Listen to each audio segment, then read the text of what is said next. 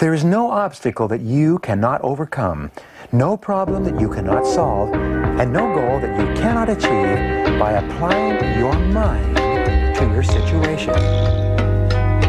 Go on and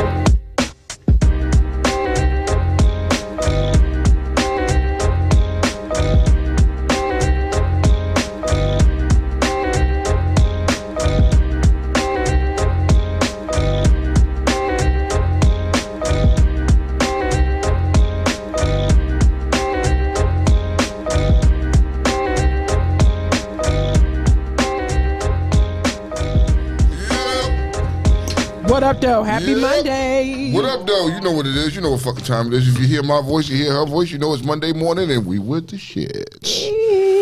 How y'all doing this morning? How you doing?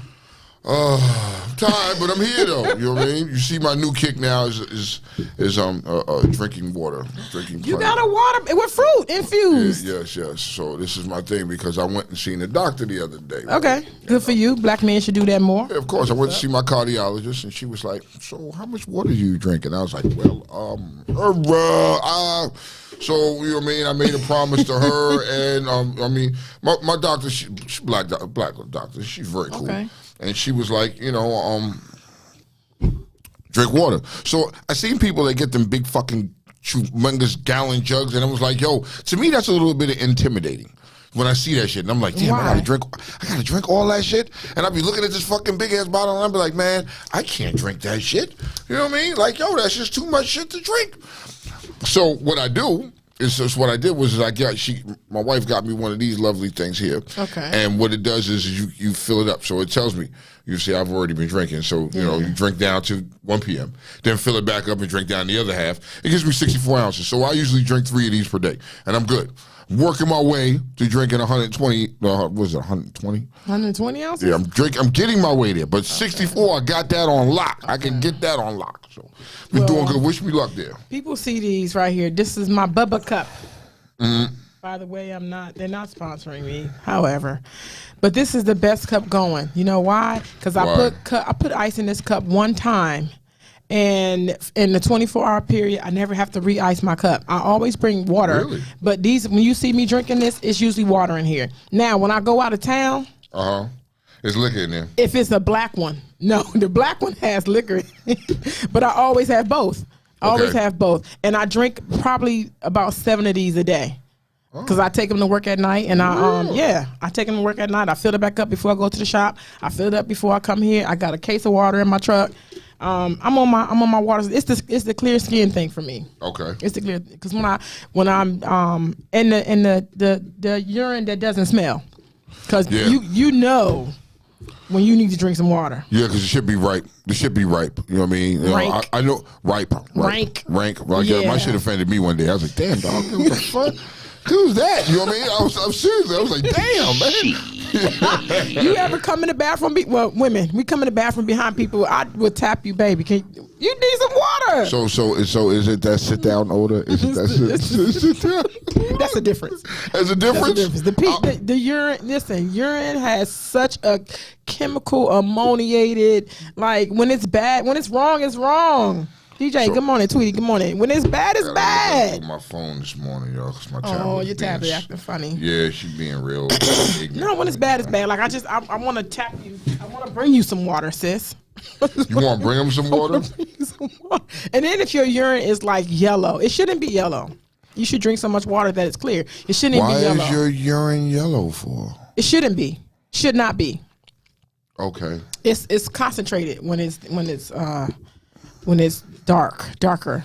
We had people come in there in the hospital with Coca-Cola.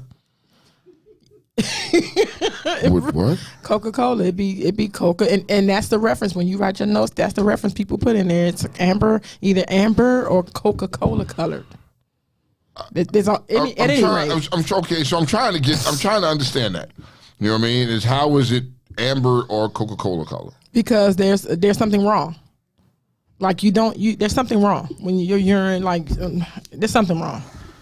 Clearly. And they're in the hospital, so they identified it and they made the right move, which is dope as hell. Okay, well, clearly, I mean, that's really disgusting and nasty, but, hey, No, it's happens. infused water. From now on, you'll see me with this water bottle. What fruit is in there, though? Oranges. Nice. Oranges. I have oranges. I think the Get some oranges cucumbers are in that joint. I might try that, Get though. some cucumbers, She put yeah. some lime in hers. She got one, and she put some lime in hers. You know what I mean? The flavor, like you will be surprised at what how clean and light your palate would be. That cucumber shit would taste like juice in a couple months. You'd be like, oh my God. Okay, so you're saying put some cucumber, slice some cucumber. and put some cucumber in there. All right, I'm gonna try that next. You know what I mean? Try some cucumbers. Q-tip. Yeah. Good morning. Q-tip. And not the rapper.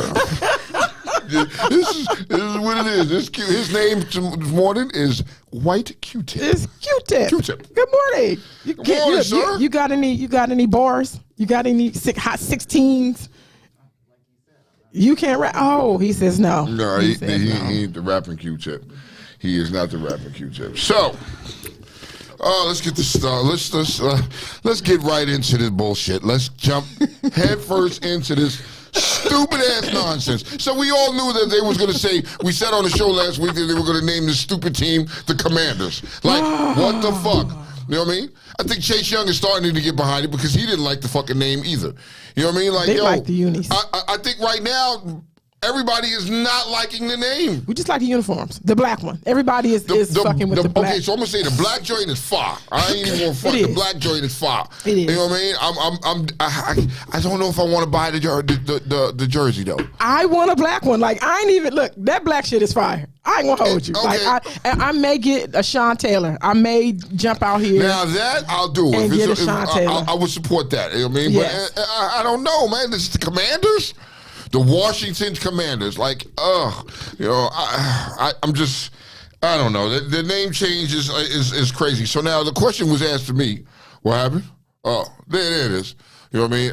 The black joint, I can get behind the black joint. It don't even look good on this picture. But I'm gonna tell you what though, the helmet, that Matt Burgundy helmet, that joint fire. No, The it's helmet's fire. But I'm not feeling everything else though. You know what I mean? I'm mad at these big diaper front crotches that I'm looking at. That's what I see. I mean, sorry. But the W is. I think you could have went away from that W. You could have did something different. You know the reason why I say you could have did something different because we all know the what is it? Who has the W? The Nationals? No. Who has the W? Somebody else. It's a West Virginia, and the football college team has a W too. Yeah, you could have did something. You could have did something. Yes, but you could have did something different. And a burgundy one too. I think it's West Virginia or something. Like there's a college team that has a burgundy. Everything about it is fucking horrible. The only thing I'm liking is the black, and that's what I said. You hear it from me. And the picture black. does no justice because it's really fire. Like it really is. It is though. It's fucking fire. And that and the helmet, the Matt Burgundy helmet is fire. I like that. That's about it. Now somebody asked me, does this mean that the Cowboy rivalry is dead? No, it is. How is it dead? Because I know we ain't beefing with a commander. We not beefing with that. We're not beefing with But Captain you still Crunch. beefing with the burgundy and gold, so it's still a rival. No, baby, no. Cowboys and Indians was the beginning of that. That's dead now. That's dead. We can't have a rivalry now because that's over. I don't know what a commander is. I don't know who beefing with y'all, but y'all better find someone else. And maybe it's the Ravens. Maybe Ravens can keep that shit up. Maybe y'all can pick them up. Q-Tip. It's still gonna be, He's shaking his head no. You know what I mean? Nope. See, I think it's still going to be the same. I think we're still going to have that rivalry. It's still going to be a rivalry. That's just what it is. Scooter said it all sucks. It does. I agree with him. It's horrible. Okay, before we get any further, I see my man DJ is on here. DJ, you know what I mean? Happy anniversary! Congratulations To DJ and Sierra. CC. Yeah, man. Congratulations, y'all. Happy up, anniversary. because All that big shit. You know what I mean? They about to bring a little bun in the oven. I see that. Congratulations to them. Shout them out. It was funny to me. I don't know why that was so funny to me. I don't know why. It was just. He's trying. I'm having one of those mornings. He's trying. Go ahead. I mean, so you're right, Kiki. What does a commander rival though? What do they? We have to figure that out because I don't know what that is. I you know what? I really put up, and I told you last week that I thought that the mascot. Don't hold me back. That black joint is fine. That's just fine. Who knew that Jonathan Allen had a white wife? I didn't know he was married to a white girl. I didn't know he was married to a white girl. But Hannah. Okay, well, if you're happy for him. No, I just. Oh, wait till we get to the fucking. I'm bringing that up for a reason because guess what? It was prior to him even being in the NFL, so people don't have to grab that narrative that soon as they get on. No, he was married to her prior to. I checked into that.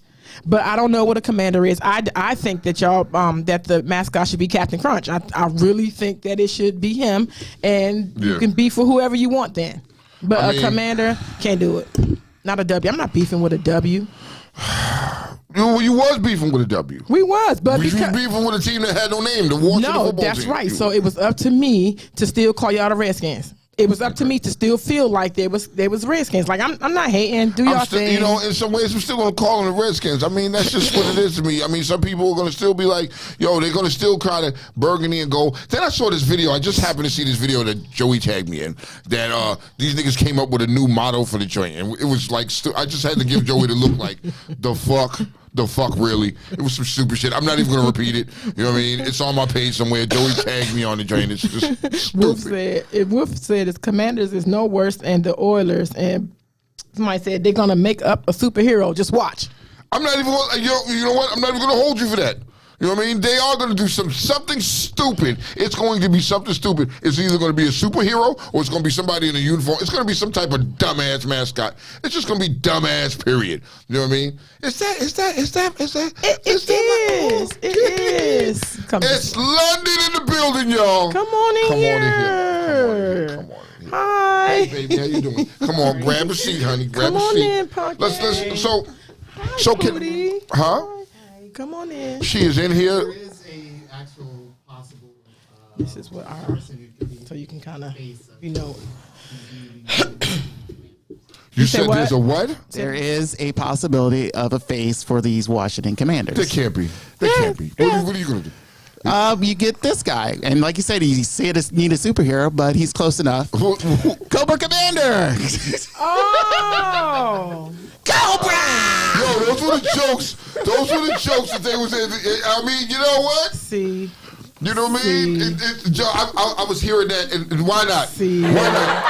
Hey, Dan, why don't you make Cobra Commander your fucking mascot? I mean, you know, hey, it is what it is. Next thing you know, it's going to be a team called G.I. Joe. You know what I mean? See, but that'll be the Cowboys then. Oh, if he ever did that shit, that would be Laughing Stock City. You know. Okay. How I see it is y'all still have we have 2 more years before they decide they want to change it again if this doesn't fit. So yeah, you got 2 more years. But I don't think that's going to change. That's going to be it because there's too much. There's too much you got to invest into the marketing side of it. First the Bullets, you know now this. I like the Bullets. Like when they was the Bullets, they that was the name. That was the name. And they acted. And they acted like it. And now you have a team that later for that though. You know. So let's jump right into this motherfucking Brian Flores shit. Let's just get into it. Jump right into this because you know. We know how you feel. No. My opinion is I think it was bad. This whole situation is bad all around. Okay.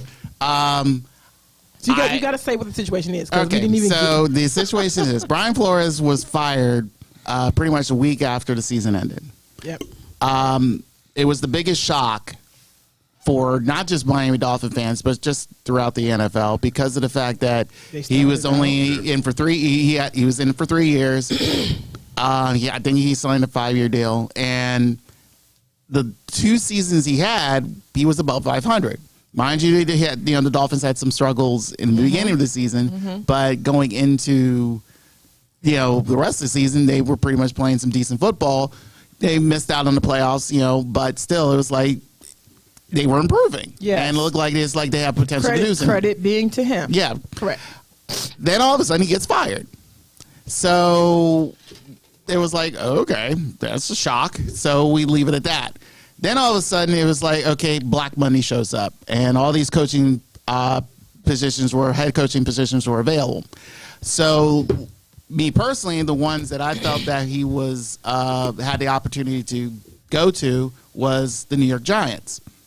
Even though he had availability to be in other places, but I felt the Giants would have been a perfect fit. Next thing you know, Giants end up picking some other dude. Brian. I don't care. Daboll. Yeah. So he ends up getting the job. Yeah. The funny thing, though, was Bill Belichick texts Brian Flores. Yep. And ends up stating, it's like, yo, I hear you got the job. And I was like, and the text reply, Flores says, I didn't even do the interview. I don't think I'm the right Brian here, which I've been confused from sometimes. And Bill Belichick text you too? Oh yeah, his name is Brian too.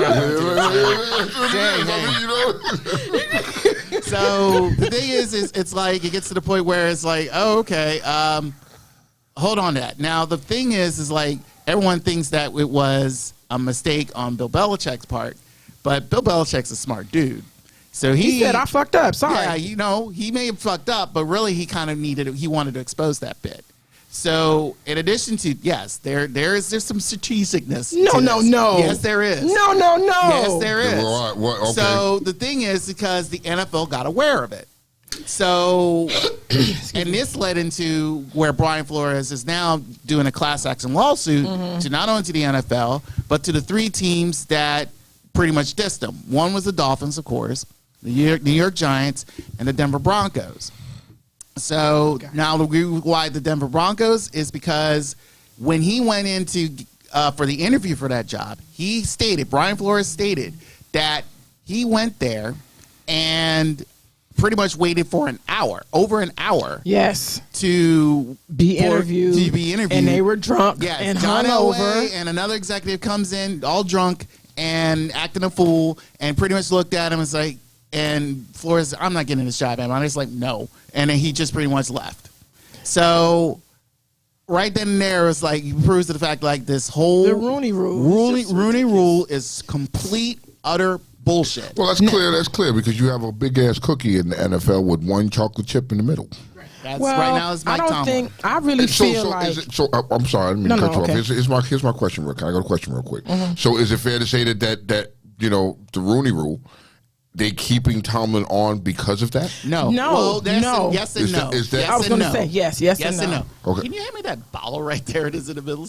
Okay. Yes. I believe that when the Rooneys did it, like I believe that the Rooneys did it trying to be ahead of it, trying to do the right thing. Okay. And I think that everybody else that wasn't a part of that or wasn't down with that did it just because of the rule. I think the Rooneys are keeping Tomlin because he's good, and I believe that they are not racist. You understand what I'm saying? I get yours, but here's they're good. They're good family. Okay. No, they're call okay. us. Here's the thing. Here's how I feel the Rooney Rule is. It is pretty much, you see him as like affirmative action type of thing, and things like that. But really, it's supposed to sort of like, look, give black coaches who've been coordinators or assistants for so long, and just give them the opportunity to be looked at and interviewed and have an opportunity, and pretty much have an opportunity. But there's a loophole in it. But there's a loophole. So pretty much the loophole is like, just if they show up, we give them the invite to have them show up. That we did what we did. And pretty much the teams that had their head coaches, I know there's a couple, I think pretty much all are almost filled. And I know the Houston Texans are thinking of hiring Lovie Smith, which is great. Yeah, he's coming back. Yeah, but he's coming back to a mess. But still, even I despise what Houston did. Firing, the coach who was black, he used to be Ravens assistant, and, after just 1 year. And it's like, why did you hire him in the first place? So, but the thing is like, for something like this, to where you had at least 4 black head coaches, reduce it down to 1. And I saw this on another podcast called No Filter Sports, which is on the Rip Radio app, mentioned the fact that about 14 years ago, Lovie Smith was one of them. Yes. We had 2 black head coaches facing each other for a Super Bowl title. Yep. Never happened. And then you reduce down to now 1 head black coach. Out of 32 teams. Out of 32 teams. Get out of here. So when you look at the NBA, the NBA had 14. Right. They had 14 out of all of theirs. And the thing that a lot of people they rarely mention this fact is how does you have a majority of black players who are up to almost like 70% are black players playing in the NFL, and you only have right now visibly seeing 1 black head coach. Those are their slaves. Maddie said it. She said it. Mentality. It's a slave mentality. Look at it. It's like, this is a plantation owner. He owns a plantation. And what did on the plantation they had? They had niggas working for him. You know what I mean? And they went out and got superstar niggas that can produce. If you look at that mentality, that's the way it looks like. If you look at it from that, that's how it looks. I mean, but if you look at the company that's serving, or the players, literally and figuratively, you look at the players, right? Yeah. Why wouldn't you want someone that identifies and looks like these people to at least be a part of these people? You know what I'm saying? So, how did you come up with that these people aren't qualified when I'm qualified to make you all this money on the field? Yeah, but Kiki, it's part of the Good Boy Network. It's the Good Old Boy Network. I'm gonna keep it. I'm gonna keep my kind there. You know what I mean? That's what it is. Yes. They're all. Think about this, because that's what I felt like when the Giants hired their head coach. Mm-hmm. You pretty much brought in a guy who was the same guy who looked like the same guy you just fired. So why did you bring him in the first place? Facts. That's insulting. So let me ask you this about this whole this situation with Brian Flores. Is this his last coaching job? Was the Dolphins his last gig? I hope behind not. This. I hope not. I hope not. But then you have to look at it like Kaepernick. Kaepernick situation. Well, no, I wouldn't. As of right, let's say this. I wouldn't treat it like that as of now. But I feel it's like the NFL. If this is how I view this. How could you bring in Jay-Z and try to promote, equality and all that stuff? And then you're doing the same thing the reason why Kaepernick left. But did they bring in Jay-Z? Or was that just a, No, my viewpoint is, look, you want to keep Beyonce on your Rolodex. That's how I feel. Facts. And I just think that it's like, look, this is complete bullshit. You're going to continue doing the same bullshit. I mean, there's I have reasons why, I don't understand why the Jaguars didn't hire Byron Leftwich. He's a really good. Yeah. He's been a good coordinator. I don't know why the Raiders even think about bringing in Eric Bieniemy. Dude, this guy's been whipping your ass for 4 years, heading the top offense, and you didn't want to you didn't want to bring him in, but you bring in Josh McDaniels, who was a nut job in Denver for 1 year. I don't understand these things, but then, like you said, it is these owners. That's what the problem is. And in addition to where you bring in GMs, and it's surprisingly enough, and we don't have black owners. That too is a problem too. True. Yeah. Hopefully there'll be one. Jay-Z. Not Jay-Z. No, there's a guy who's trying to buy the Denver Broncos. He's pretty much competing with John Elway and Peyton Manning for the spot, but. That guy. I think he'll get it. I didn't know he was black. So with all of this going on, do you think it'd be better that he get it? With everything going on and being exposed right now, because Brian Flores is exposing some shit. You know what I mean? Like, here's a question. I'm sorry. This is a question. Okay. Because there's so much about this shit that's fucking with me. It's fucking with me so much. It's like, should we change? Should the NFL change their policies pertaining to the draft? Because Brian Flores made the comment and said he was asked to lose football games on purpose. Yeah. We're going to give you $100,000, lose football games so we can get a draft. And I think that, and that's because you have some of these teams. Yes, you have some of these teams that have a shitty season on purpose and win no games.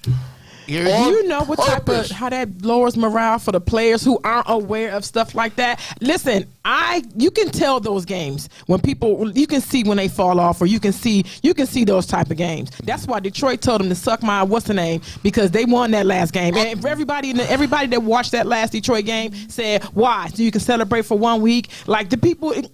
It's integrity. So it's integrity of the game. Is it fair to say that Detroit was on that bandwagon? Do you look at these teams now and think they're on that bandwagon? Forever. I mean, for any team. I'm not just saying your team. I'm just saying here's the thing. But come on, because it's not working. Like your records is right sucking. there. It's not working. Look at the Jets. Look at the New York fucking Jets. No, the Jets came off. They came off last year. They came off. Their quarterback is good. They got some good. But again, it doesn't matter. They're still in the bottom of the barrel. I mean, as well as, and you're looking at But so were the Bengals 2 years ago. So were the Bengals. Come on. But the Bengals are different. They at least they were fighting. They know what Detroit fights. I don't care. Like I said, I respect Detroit. I like what they're trying to do, but at the same time, it's like you have whatever these other owners and GMs, whatever their mindset is, to where they say, "Hey, let's lose some games so we can get in a proper playoff position or draft position." And really, it's like, really? I mean, mind you, we hear that all the time, and we say it jokingly. It's like, oh, and especially when media reporters start saying about, it's like, oh, they need to lose this so they can get a better spot in the draft. And that's the problem right there. Yeah. That's the problem right there. So now you becoming last, because now you look at Cincinnati, which 2 years ago didn't win but 2 games, and now they're in the Super Bowl. Is it fair to say that they need to change and follow the NBA and make it a lottery? No, don't do the lottery. Why? The lottery is just for show. The NBA needed something to help promote themselves, and I felt the lottery is a joke. I think the draft is a joke. The draft is, mind you, let's say the presentation of the draft, NBA or NFL, is a complete joke. Because all it is just it's like, look, I'm going to say, again, fans will watch and want to know what their team picks, but it really is like, we don't know half of these guys you're bringing in, and we don't care. But the question that I'm saying is are we going to make it fair? You know what I mean? Because he has validity to what he's saying, that, yo, you offered me $100,000 to lose football games so we can get a better draft pick. Right. Is there some way? Should they come up with some way to safeguard against that? This is where the NFL. This is where the NFL has a problem. They pretty much govern themselves. And if you bring in the federal government, which the government has got intervened before, there will be some huge problems. Oh, well, maybe and the thing is like, once I feel it's like if Brian Flores' class action suit progresses the way it should be, and people should get on. Yeah, this will be a huge problem for the NFL, because he will be exposing a lot of things that needed to be exposed. Facts. And pretty much certain people will be literally fired. Hopefully Goodell, because he needs to go.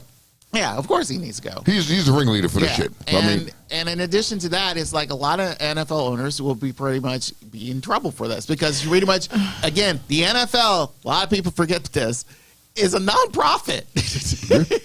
It's technically a nonprofit. Well, listen, all the money they make is all the money they make it is nonprofit. So that's why they keep claiming it's like, it's a $1 billion nonprofit, which is very highly rare. And the NFL, again, that's an oxymoron. Yeah, it's an oxymoron, and they feel like, look, as much as you guys making this money and what you're doing, you're pretty much cheating out the consumer of what you're doing. Yeah, so it needs to be exposed. And at the end of the line, at the end of the day, I hope his suit moves forward and exposes all of these motherfuckers, like everybody. And man, we get some changes and make it fair for us. I have two things that I have to put on the table. One, I wonder if you guys believe that the damage control button will be pushed, and now all of a sudden black coaches will start popping up, because not all the positions are filled. Right. That's one. And number two, do you believe that I had number two. Anyway, Bill Belichick. Is Bill Belichick the bad guy? Because I think I don't think he's the bad guy. And two, I think going into next year, I don't see a lot of, unless for some odd reason, the only person, let's say this, the only person who really be on the hot seat going into next season, I would say right now, will be Mike Tomlin. Yeah. Okay. Speaking of hot seats, speaking of fucking hot seats, why they do that to your girl Whoopi? Why they do that to your girl Whoopi? Why they do that to your girl Whoopi? Speaking of hot seats, I mean, really, let's talk about this for a second. Let's get into it. I see London over there laughing. London, we gonna want to get into this. I'm glad that she's here. I'm happy she's here. You see? I see. Look, she got to stretch that. Look, London got to stretch it out. You might have bullied that one. So let's get to it, man. I mean, let's see. If y'all haven't been abreast of the situation, London. I mean, not London. I mean, Whoopi was. I was like, whoa. She was suspended for 2 weeks because of her comments. Some comments she made about, the Holocaust. The Holocaust. And it wasn't saying that it wasn't a race thing. It wasn't a race thing. It wasn't a race thing. So, I thought about this and I had to think long and hard. I like it. When you think. think. It's technically not a race thing. It's a culture, right, of people. He's Jewish, because when you look at a Jew is white. He's Caucasian. He's a Caucasoid. He does top tier Caucasity. And we got some of that shit for you today, too. So, is she fair what she said? I think she could have worded it a little differently. And the mere fact that you suspended her for 2 weeks shows poor taste in what you did. I think there's poor taste in what you did because, I think she voiced her suspending her was opinion. silencing her. Huh? I think suspending her was silencing her in a way where that could have been a learning experience for her altogether. I feel like conversations with people who have had, I guess, racial indifferences or injustices that were caused against them, it needs to be conversations that's had across the board. Right. White folks, but when it comes to Jewish folks, of course, they experienced the Holocaust. The Holocaust was because of racism, but more so anti-Semitism, which is specifically and directly aimed at Jewish folks. Because, the Nazis, everything, it goes into that. But the Nazis was bodying everybody. If they felt like you was inferior, they was bodying you too. Mm-hmm. And that's where I kind of sort of agree with Whoopi. I couldn't have viewed that as a race thing either. I was like, y'all all white. They was like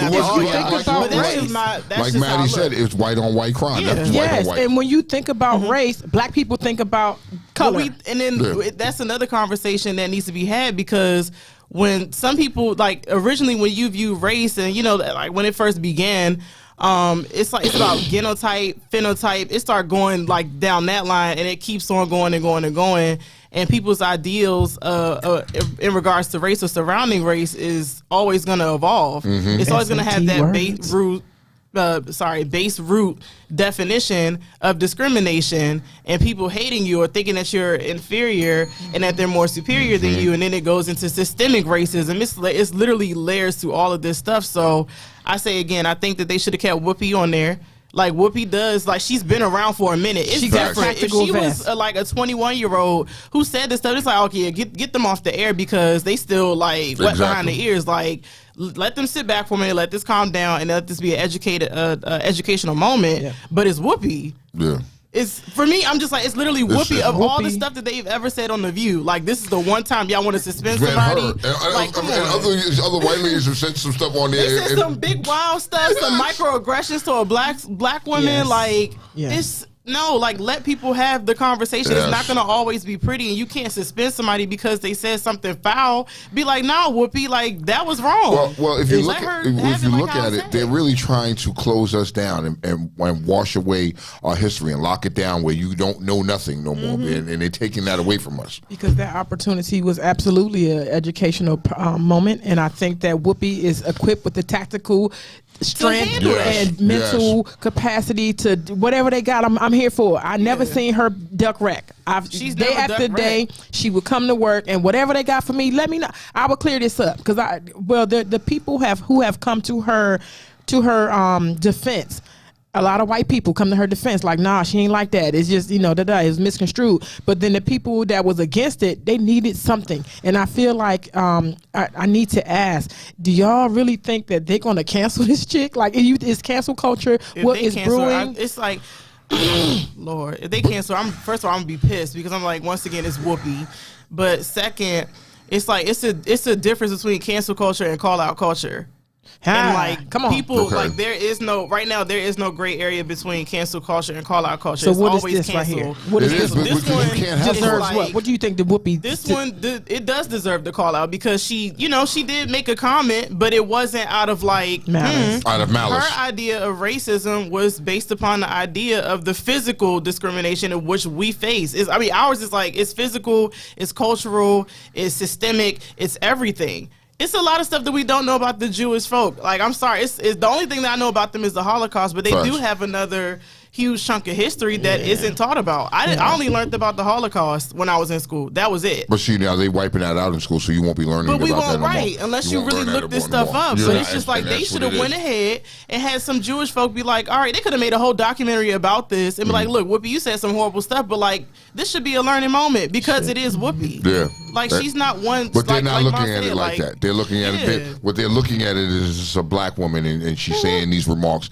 We have to shut her down. The same way, like, but when it sucks to me, it's just like when it comes to the non-melanated folk, they say horrible stuff all the time, and then it's just like, okay, they do suspend you, but then they get all this protection, like they be like, all this extra stuff. But she is getting attacked. She had mail, like all this other everything. These that's people unfair. Is it a way? Is it fair to say? Is it a way to just keep us down, and not and they don't. God, I think this one is kind of hard to pinpoint because the View, they do talk about a lot of controversial topics. Yeah, they and do. they let This people is just another one. and go with it. But And I so think why this one has a little more weight because why? it's another group of marginalized people. Okay. And their history, maybe it's two different types of pain and hurt. But can I throw something in there? It's like I said to you. I mean, because we both know that Hollywood is predominantly controlled by Jewish. The non-melanated. The non-melanated, but the Jewish. The non-melanated, but the Jewish.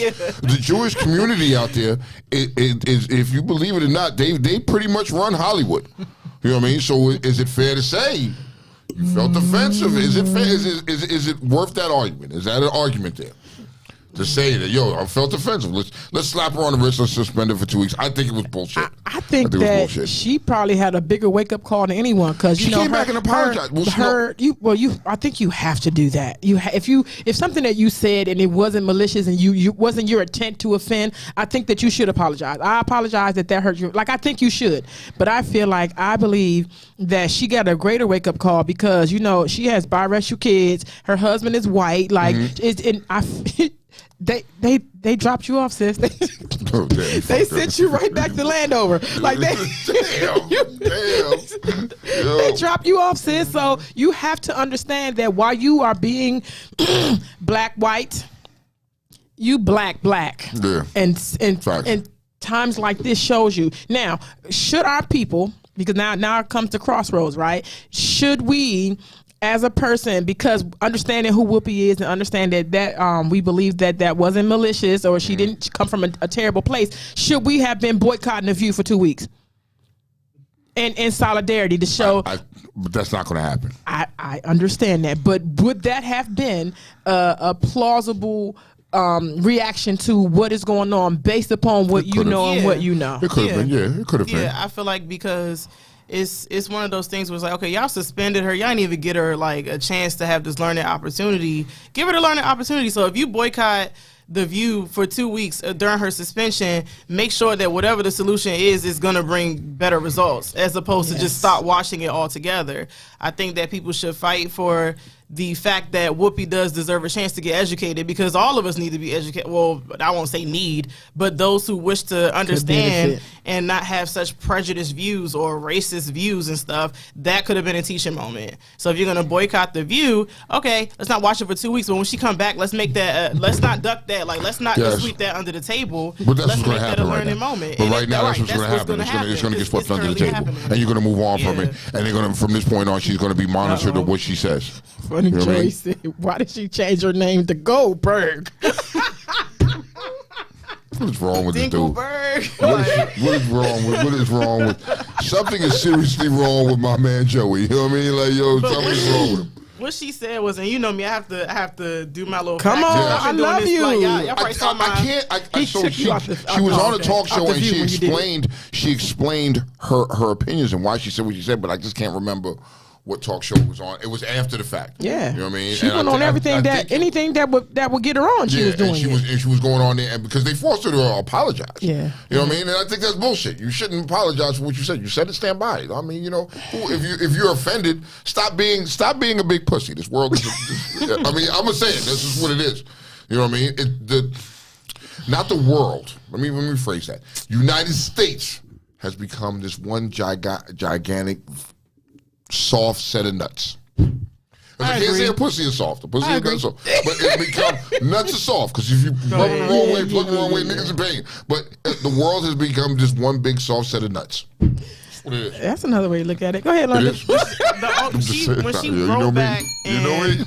she fixed what she said. I'm still looking because I didn't see the full interview. I don't watch The View. I don't know. I don't None watch of it. us So do. I just looked at this and the non-melanated people that sit back at home and have nothing to do and watch it all day long. That's what it is.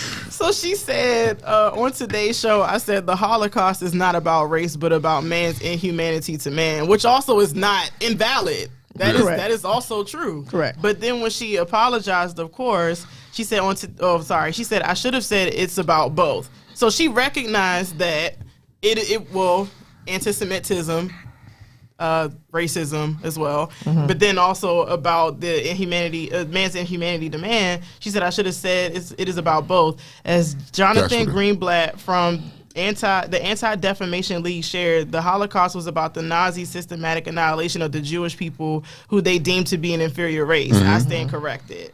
So she said what she said, and it's not like one of those. Oh, I'm sorry. All right, let's get this on and moving. Like she's like literally like answering and facing. She's not dodging rap. She's not dodging shit. So they should just give her I mean, just suspend her for 2 weeks. Really? I gotta see. If they suspended her because it's like, oh no, keep the views and stuff going. It's just like. People always think like once a set of people get upset and everything, like make your money, but get the message and stuff across. I agree. Literally get the message across. Let it be a learning opportunity. Do what you got to do. So it's clear that we would rather the conversation than a suspension. Yeah.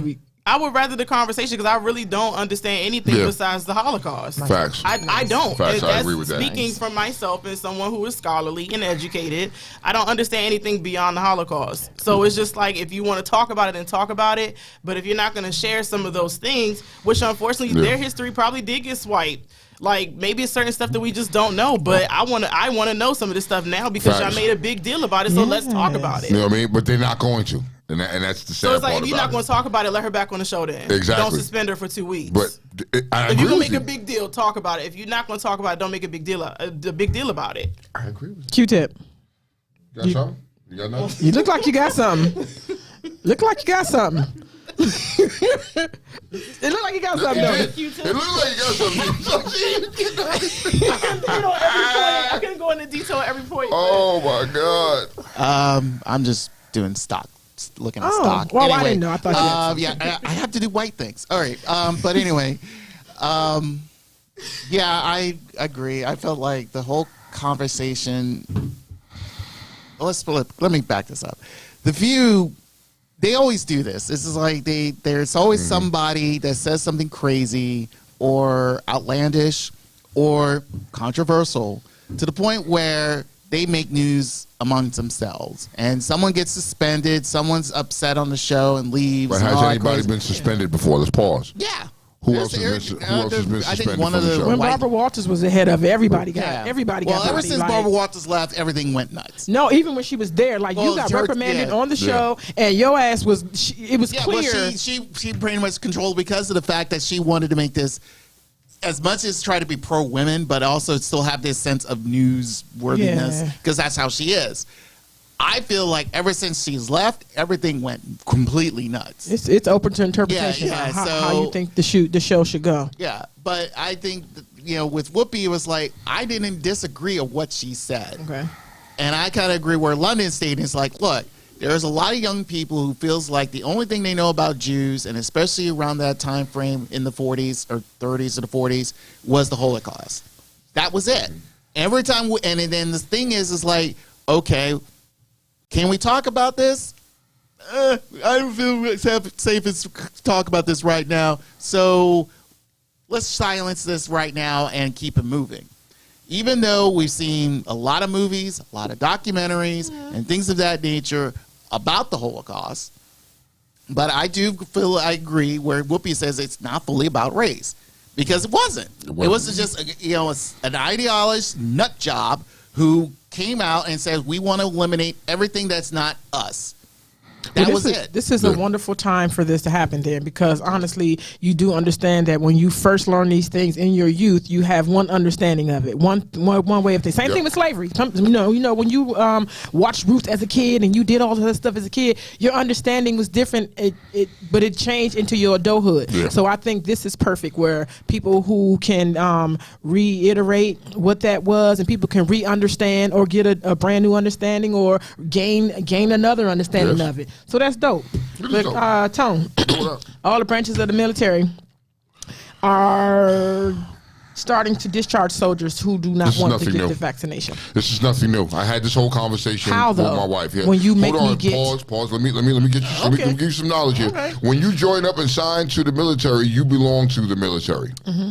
You know what I mean? And they pretty much tell you what you're going to do and what you're not going to do. Yes. You know what I mean?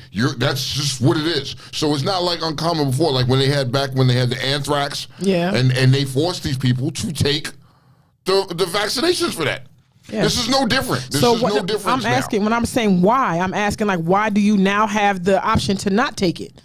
That's what my why was. I think maybe now because times are changing a little bit. Maybe they're getting a little softer. I don't know why, but in anywhere in the past, it was forced upon you to take this stuff. A lot of military people, military persons that I understood, like my dad, they say when you sign up and you go in, they just give you these things. They give you all these things when you get ready to go overseas or wherever you're going. They give you all these things, all these shots. Yes. You don't even know what that stuff is. Okay. So to me, if that is part of your packet, when do you get to the point where you can now say, I don't want the vaccination? How is that an option for you not to take it? I need to research that a little bit more so I can understand why they're giving them an option versus in the past where it wasn't an option. You're going across seas, you're going to take this shit, have a nice day, get on.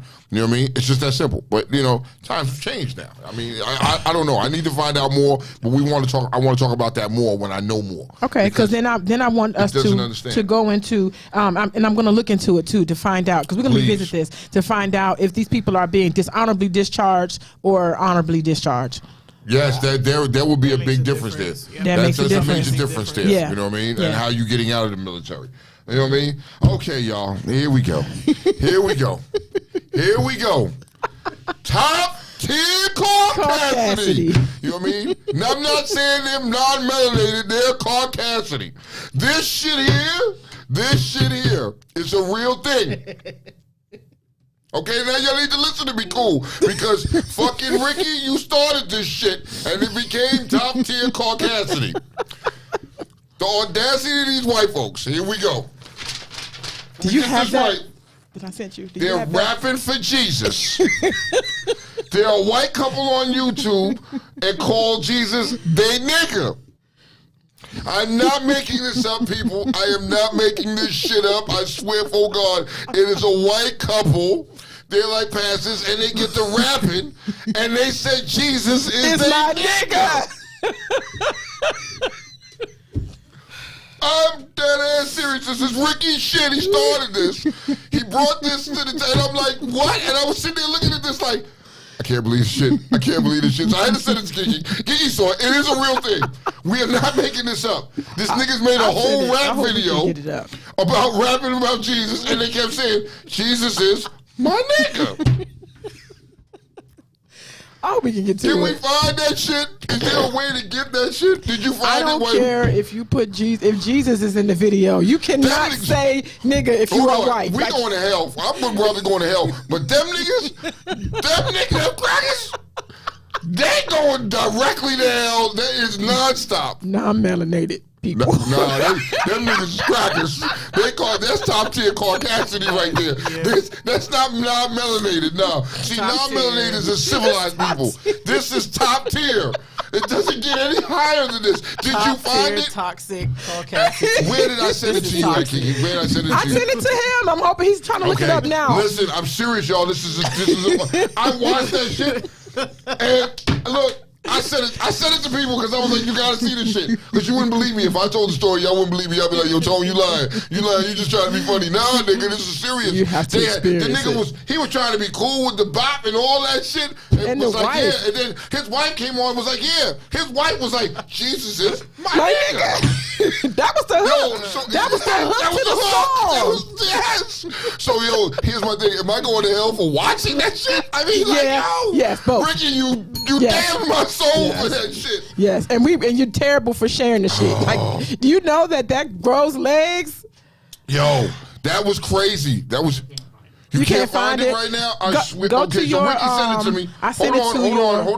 Hold on. Ricky sent it to me, and I'm gonna try. It's Instagram. Y'all send it to me on Instagram. No, I'm gonna text. Can I text it to you, B? I did. Yeah, text it to him. All right, so I'm gonna share this with This was our inbox. With White Man, and see if he can get this thing on the Meanwhile,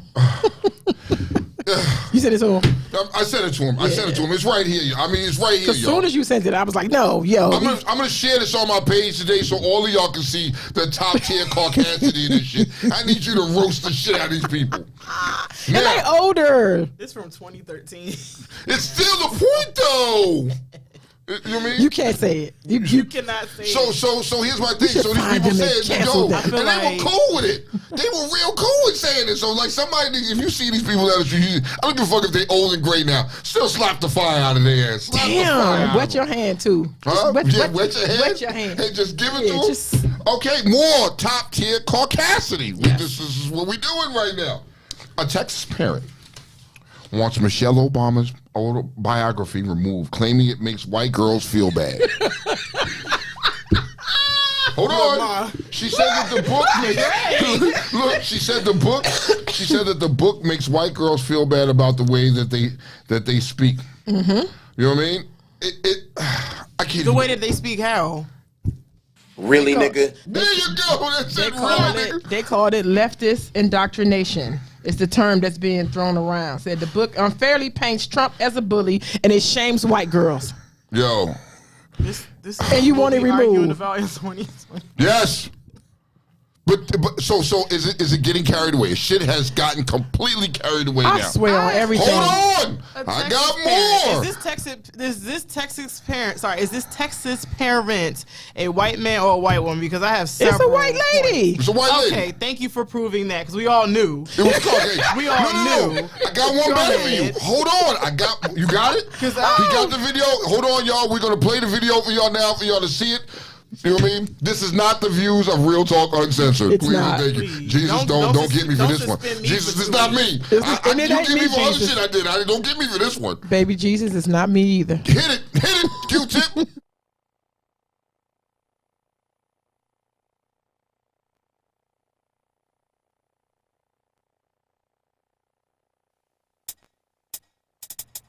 Well, I wrote this song for the Christian youth. I want to teach kids the Christian truth.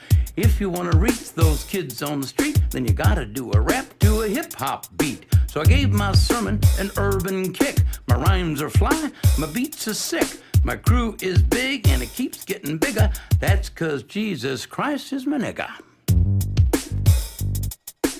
Woo!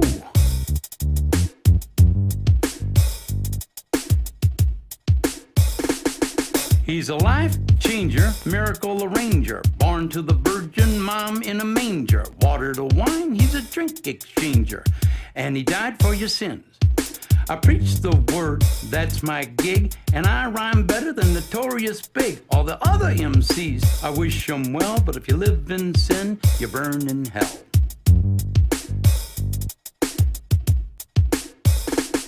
Now I'ma pass the mic to my lovely wife. She's a fly MC and the light of my life. So to bust a rhyme without further ado, take it away, Mary Sue.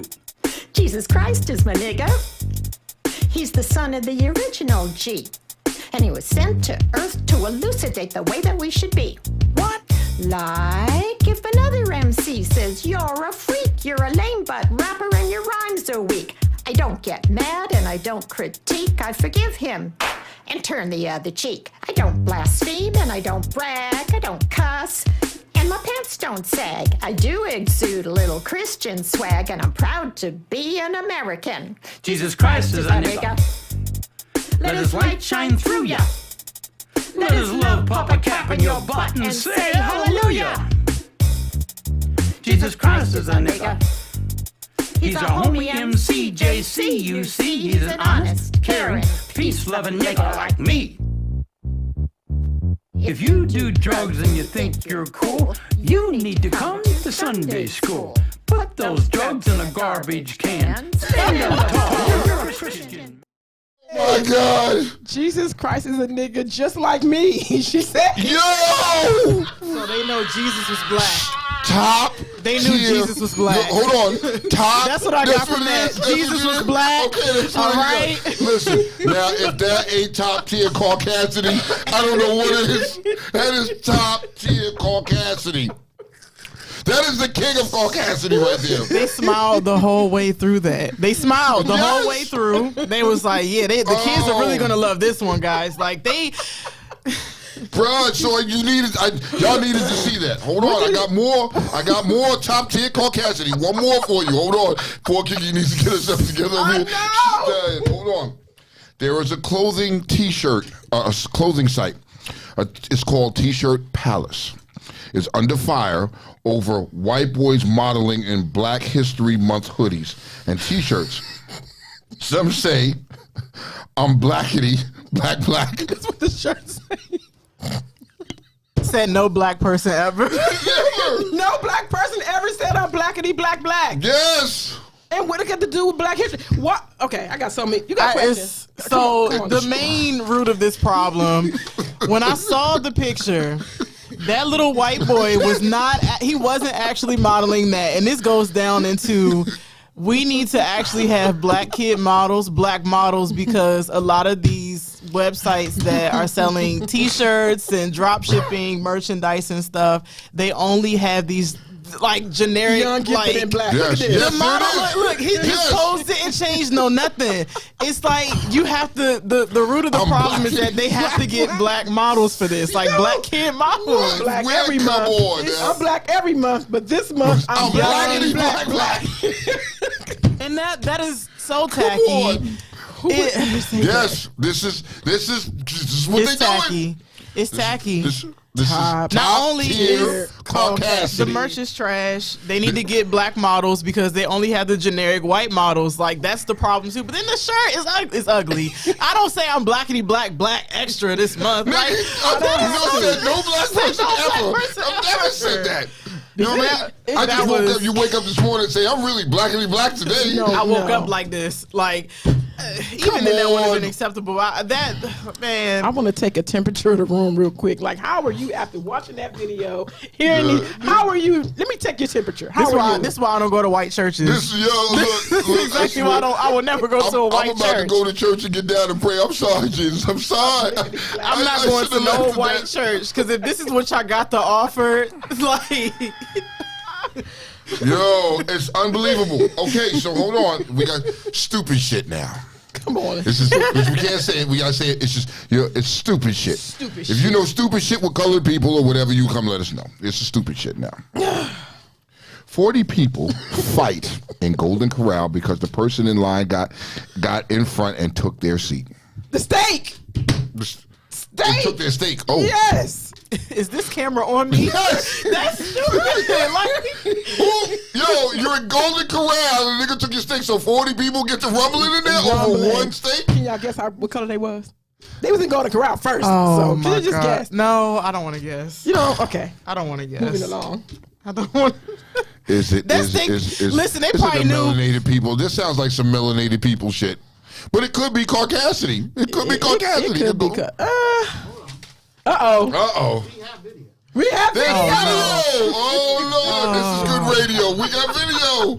I love it. If it's gonna ruin Black History Month, I don't want to see it. I don't want to see it. Yo, It ruins right Black there, History Month. I don't want to see I it. think about stupid shit. Yo, It don't got a race. that was stupid shit. You fighting over over a piece of steak. Bro, it made the So you news. said it was 40 people. That means it was an all-out brawl. What was Like, all y'all gonna everybody was mad.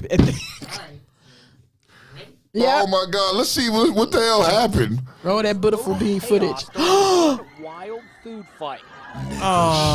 Look at our God, our poor black people. This, you know what I mean? Whenever you hear stupid, look at they beat people with the high chair. They having high chair sword fights. Oh my God! Really?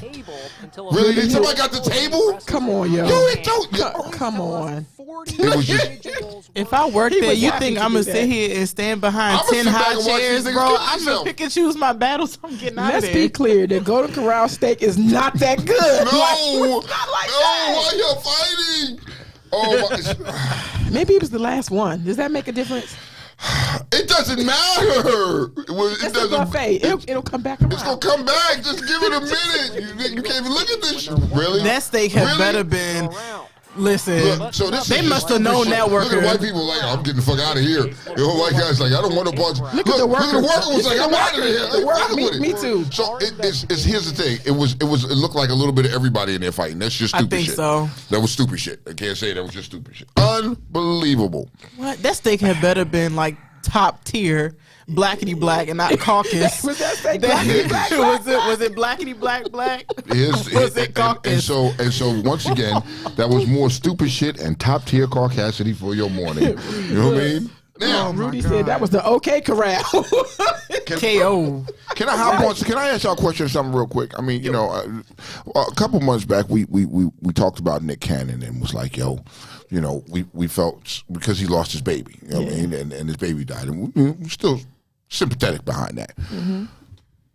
But somebody needs to neuter that motherfucker, Slim. I need He some. needs I'm to just get saying. snip. You know what I mean? 8th kid, and now you've out. You trying to impregnate everybody. Everybody. You got 8 fucking kids now. You just doing it for sport. You're fucking for sport. You're having kids for sport. Now, I get it. You have the financial capabilities to take care of these children, but will you be a major influence in their life and be there all the time and not just send the financial side of it? You know what I mean?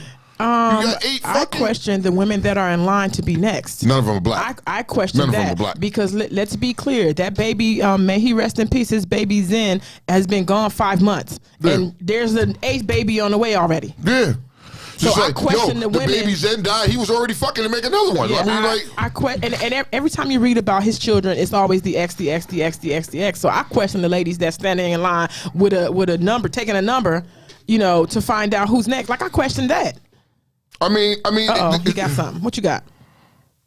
Oh, here he come. Here he come. he got something. Oh, Q-tip. He's He's sitting back in the chair. Give me my moment. come on. You may have it. Why is it this man tries to explain the reasoning for what he's doing?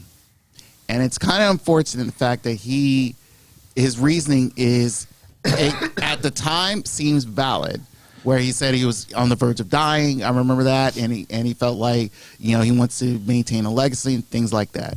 And that's when, at first, all I knew was him and Mariah. That was it. Now I'm kidding, like you said, your 8th kid, your 5th or 6th baby mama, and I'm like, and that's the point where I have a problem with. You're not marrying these women. You're just fucking them with a fuck them. You impregnate them to impregnate them. And you claiming it's like you're trying to stretch on a legacy that where you know by well is like, are you really capable of financing 8 or probably more kids down the line? If you're trying to create this whatever pseudo village you're trying to create, trust and believe he's going to have major problems financially, you know, after all this. Is he being irresponsible? He's beyond irresponsible. Is he? Everyone is he think because building here's his village. Well, Like, is hold he- on, here's the real problem. Here's the one real problem in this, and I think it's among the culture that he trying to represent. Ever since 1994, I believe, Magic Johnson was able to survive AIDS. Pretty much everyone has been fucking raw for God knows how long. and completely forget the facts about AIDS and whatever STDs or STIs that comes with it. And somehow he's like, well, I'm Nick Cannon. I got the super sperm. I can impregnate you and all this stuff. But dude, you have fucked. Yes, I'm using that word literally. You're just fucking him. You're not loving him. You're not really loving him. Yes, it's Monday morning fucking. That's all you're doing. Oh my God. Oh God. And to the point where it's like all you're doing is it's like, really look, you've had so far 4 babies in a span of 3 years. Mm-hmm. For what? And some twins. You got some twins and all that stuff. So back in Donnell Floyd, my man Torch, said back in the day, folks had 5 to 10 kids, and it wasn't uncommon. You know what I mean? You had 2 separate families. I mean, but this dude here is like you said, he's fucking for sport. Come on. You know what I mean? I mean, at some point, he has the financial side to take care of these children, but are you going to be a part of their life and help raising them on a day-to-day basis? Which he's not. You know what I mean? You can't. And you can't. You know what I mean? So at some level, you're doing a disservice to these children because you're not there for them, man. And I think you need to cut it out. Neuter that Bama. He don't need to have no more kids. Fucking is okay, but just stop fucking impregnating. He did a movie called Love Don't Cost a Thing, but somehow this will cost him towards the end. As much as he's like, look at all my kids. Let's just throw back. He comes from money. His family, they're billionaires. I can't see how.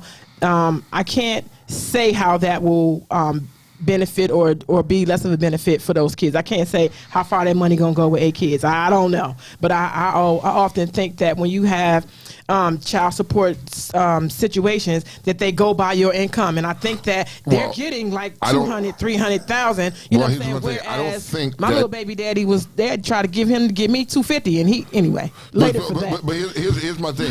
Here's my thing with that. I don't think at this point or at this I don't think at this point that they're going to go after him for child support because he's going to do it. He's going to pay them. He'll do it without having to go through the courts. I think that's what's going to happen to him. You don't think that somebody going to get pissed off that you got another baby right behind me? Women, come on. But these women are all in line. They know what it is. And he's going to take care of them. He's going to make sure that they fucking straight. He's really open with all of this, though. Like, I think because of the fact that he is open with it, I mean, this is kind of one of those wait and see kind of games. I'm glad you said that. So my question on this paper was, is he careless, or would you consider him to be a breeder?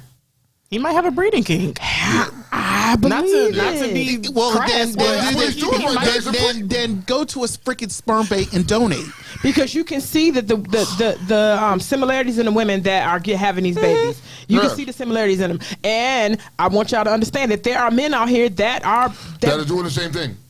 They're doing the same thing as he's doing. I know a few. They're doing the same thing he's doing, but they're broke. They broke as fuck. Like Maddie and them said, they broke. There's women out here that have broke bitches have 8 kids and 9 baby daddies. I mean, you know what I mean? And they're still on the system. And they're on the system, and they're trying to get child support from a dude that's not going to pay you shit. I mean, like at this point, and work. So let me ask you, London. That's too much like right. Since we're speaking about breeders, London, my question for you today, and for the people that are listening, because we now into our topic for the morning. Yes. If you were asked to prove your athleticism, stamina, and smarts before you were considered to carry a man's baby, would you be upset? Ooh, I'm gonna sit back. That's I need some time to think about that, because it's like I can't. I'm like, yeah, it's been a lot this morning. I know. There's so many factors. If you were asked to prove your athleticism, stamina, and smarts before you were considered to carry a man's baby, would you be upset? If he had you to do a pickup game, I would. Sure. I mean, just. I would. Do I need to wait? I would be upset. I would, because genetics can only go so far. Genetics can only go so far. So can that? That's just. It can go both ways, because a woman can turn around and ask a man something similar. Answer the same question. But that's what sperm banks are for.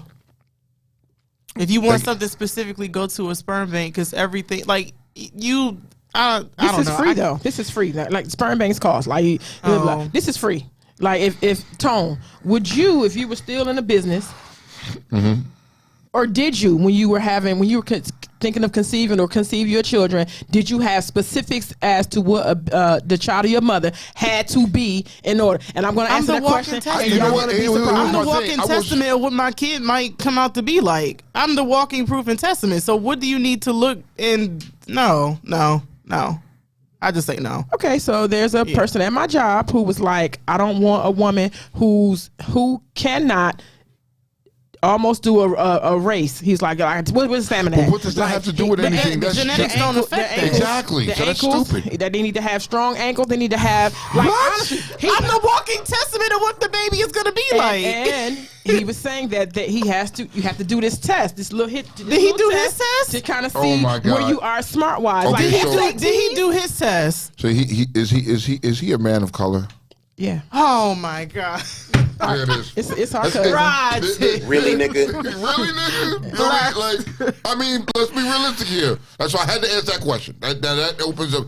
That's some dumbass nigga shit. Would you subject yourself to no, an I interview? wouldn't subject. I would not from your boyfriend? No, I would not. First of all, and his family. Oh, I'm not done. Would you subject yourself to an interview and Steph's family to try to see if you would just be the right person? Oh, Steph is watching this to carry the care and to bring a baby into our family. Would you subject yourself to an interview, Tom? Fuck no. I would. No. No. A Why? panel of my family members want to know. Because I'm thinking about, I'm childbearing age. I'm thinking about in a family. We're the walking testament of what the child is going to turn out to be like. Genetics is not the only thing that's going to determine the factor of how the child is going to be. If you look at how people, like, for example, let's say a random person on the street, you could tell that they've been through some walks in life depending on what they do. They might have been a bad junk back in the day. They may have made some decisions where they're no longer a bad junk. Like, stuff like that is time-based. Like, genetics is not going to breed you the best results that you were looking for. If you want to look for smarts and athleticism, you can have somebody who look like they're the most athletic and the most smart, and they probably the complete opposite. But those things can be learned. If you want a perfect child, no, I'm not. You're not interviewing me. Genetically made. If you want a perfect child, have it genetically made. That's just what the fuck it is. You can't you can't subject a person to that. You're a fucking idiot. You have a higher chance of getting what you want by going to a sperm bank and taking your chances. If I'm a walking testament and you see my family, you see your family, you see me, you know what you're gonna get. You know what you're gonna get. So he's an idiot. So he's an idiot. I asked this. I always have to pre-ask these questions, right? Okay. So I played it out in the shop the other day, and I had one of my clients. She's a lesbian, a married lesbian, and she was like, "Yeah, I'm with that. My wife think I'm crazy." Taz. She said, I'm with that. She's an Aquarius. Yeah, she said, I'm with that. She's like, I am checking. I am looking. We are having a conversation. We are making sure. We will do a pickup game. She said, we will do a pickup game. That's different. Like, I will find out, like, the heft of you, and you will subject yourself to a conversation. If it's two lesbians getting married, though, that's different. She wants the guy's sperm. So she was like, I need my kid to be a certain height. I'm skinny, so I want me a big nigga. Like, this is what she was going. And here's why I'm telling you that's bullshit. Here's why it's bullshit, because both my parents are short. Both my parents are short, and I'm taller than both my parents. Short as in your dad is short? My dad is short. I'm taller than my dad. Wow. You know what I mean? I'm taller than my dad. I'm 6 foot. I'm taller than my dad and my mom. Wow. So that doesn't bear anything. She would want her money back if she had. Yes. You know what I mean? If she was begging on the short kid, she would want her money back. So what the fuck? So you can't. Genetics are tricky. They're dominant and recessive. When you look at my son is taller than me now. He's taller than me and his mother. So I mean, you can't look at those. You can't base off those things. That's just stupid. That's idiotic. Say what you just said, London. There are dominant traits and recessive traits and genes and everything that falls into the line of genetics. I understand her route of why she wants to do it, because it's two lesbian women. Two lesbian women who cannot conceive. So of course they're going to go the extra route and do that. There will always still be the possibility, like how you just said, like you're taller than both of your parents and both of your parents are short. Yeah. It must have been a dominant trait for someone that's higher up in the line along the generation. So she might not get what she wants, but if she get it, okay. But if she don't, it's a genetic thing. It's not like in my family. So apparently on my father's side, you know what I mean? On my mother's side, they're all short, right? Everybody's short. But on my father's side, you know what I mean? On their side, I'm built like some of my great uncles and stuff like that. And that's a way to explain to me that I look like them, I'm built like them, this, that, and the third. But then when you look at my dad, you're like, hey, what's up, shorty? What's happening? You know what I mean? I mean, you look at the rest of them, you look at my grandmother, my grandparents, everybody else was small. You know, I mean, it's bugged out, you know. So they would have to go down several charts of dominant and recessive genes. They would really have to do the math and calculate to get a high probability of a child that they want. Like, yeah, like that's a scientific thing. You got to go above and beyond for that one.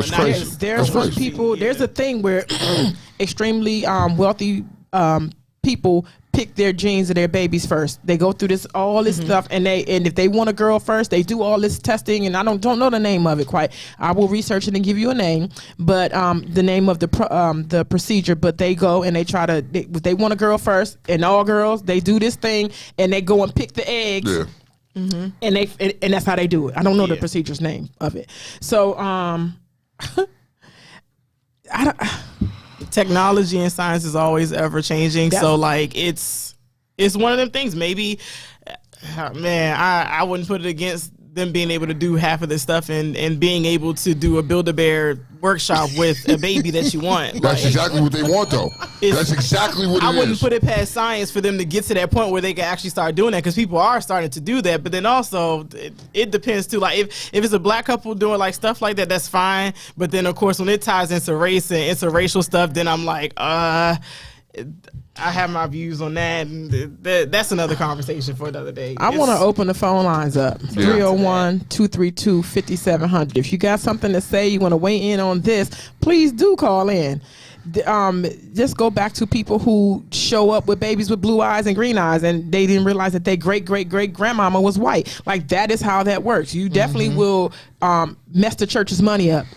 If you think that you're gonna just have this thing happen and get what you need to get off, like, it just doesn't happen that way. Whose goddamn white baby is that? You know what? White baby is you know that? what? You talking about they messing the church's money up, but you remember the church is calling me my nigga. Jesus is my nigga. Jesus is my nigga. Well, I want to confess something. I picked my baby fathers.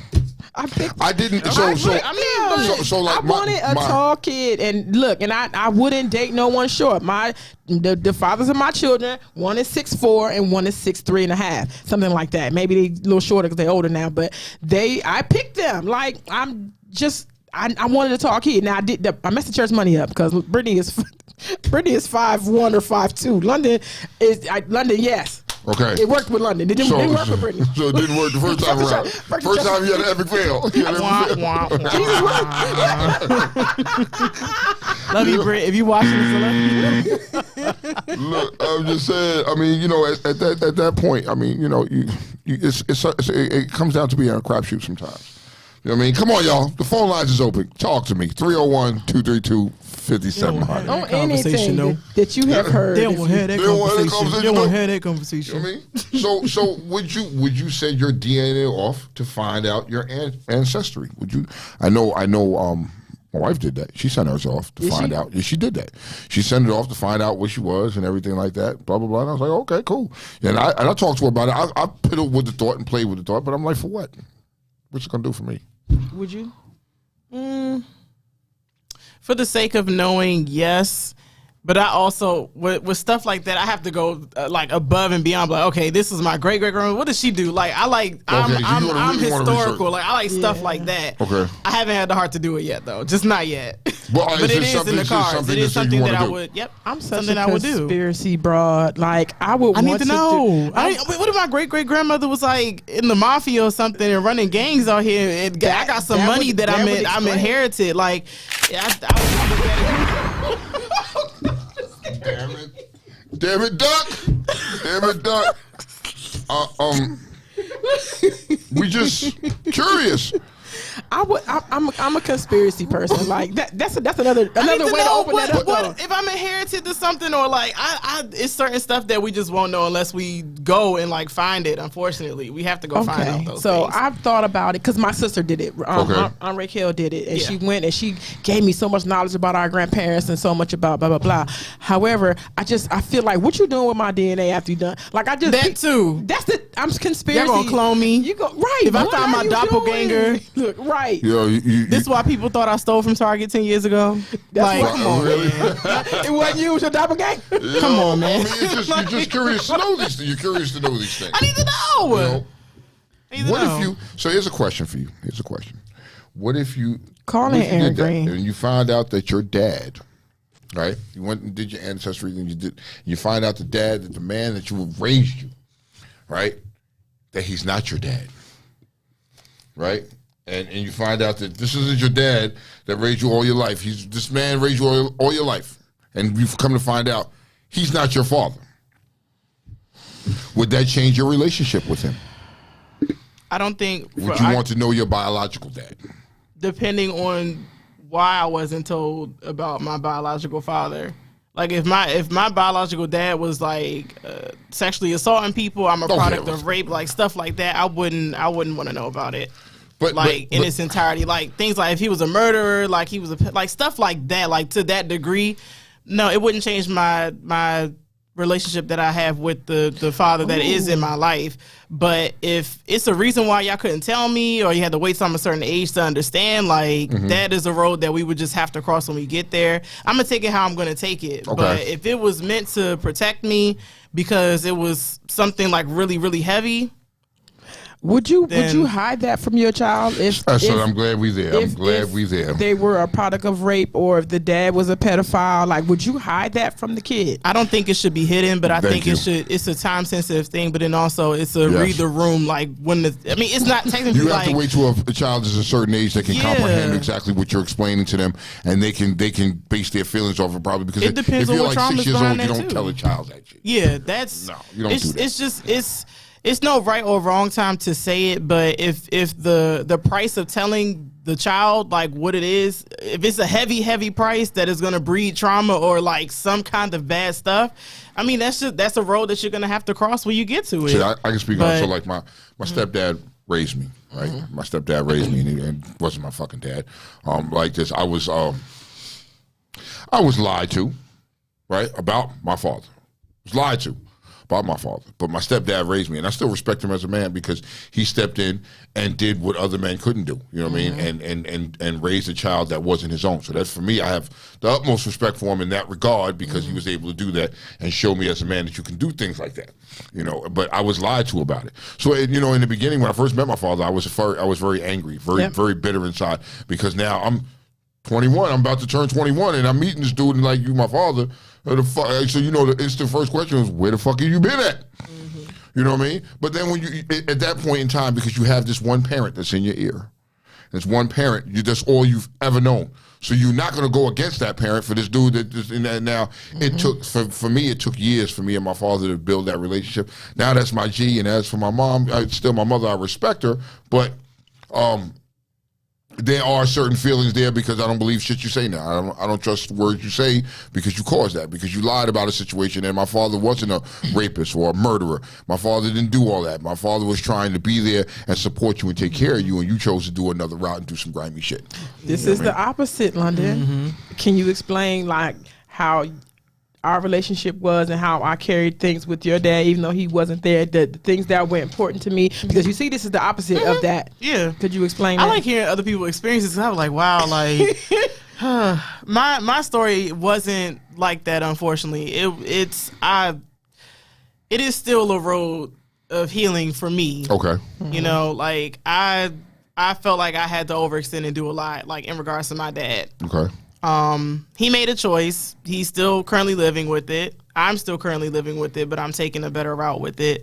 My mom never had like that negative commentary or was in my ear about it. When I was old enough to talk about it, I brought it to her. She was like, wow, well, since you know, since you want to talk about it, the cat's out of the bag now, like, you know, that's when we had that that conversation. But with your situation, once again, it's the truth.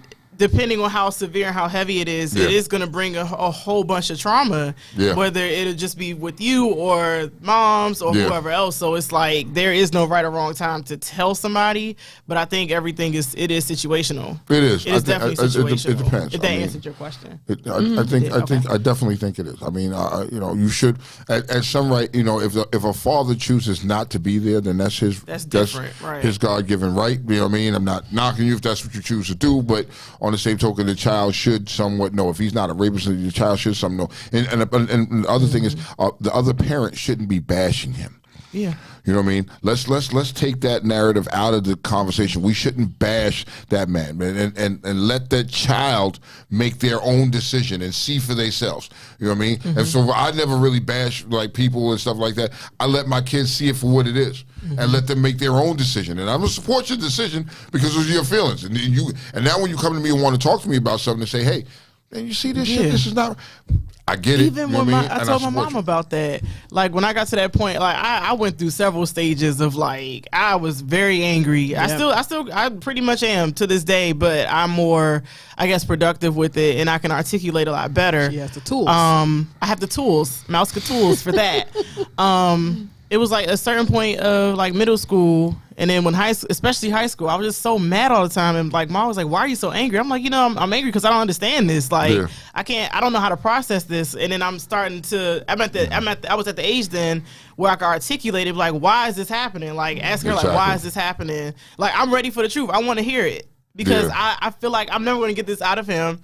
I don't want to pretend like the problem doesn't exist for me. And it's like, it's making me feel like crap. But even in the midst of that, she never was like, F him, blah, blah. She was just like. And see, I commend you for that. Yeah. I commend you for that because it's very few mothers that will not do that, and most mothers, and it's not only mothers, it's you some of you guys too will bash the mother. My baby mother says, fuck that bitch. You know what I mean? Shit like that. I mean, like, yo, really, you gotta stop doing that to the child, man. You gotta stop doing that. That's not cool, man. I don't support that. Even when I was angry, like in the beginning stages, like I would say horrible stuff. She's like, well, why are you saying that?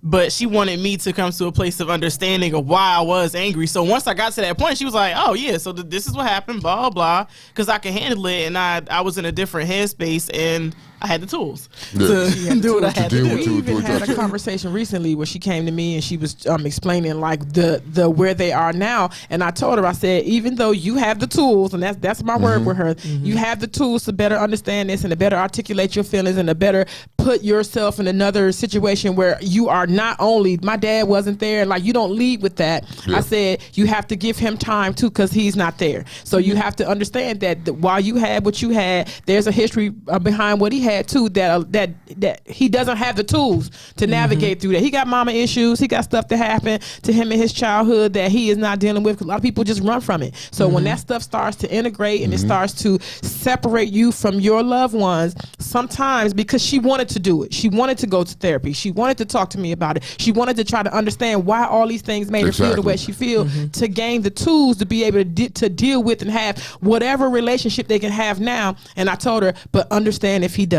Yeah. You have to. And when she told me that, and I got to the point of finally realizing and understanding what that meant, I was like, wow, it wasn't hurtful or rude. Like Maddie asked a question. She asked a valuable question. She said, so what's the tools, because my daughter's having a rough time with that current situation now.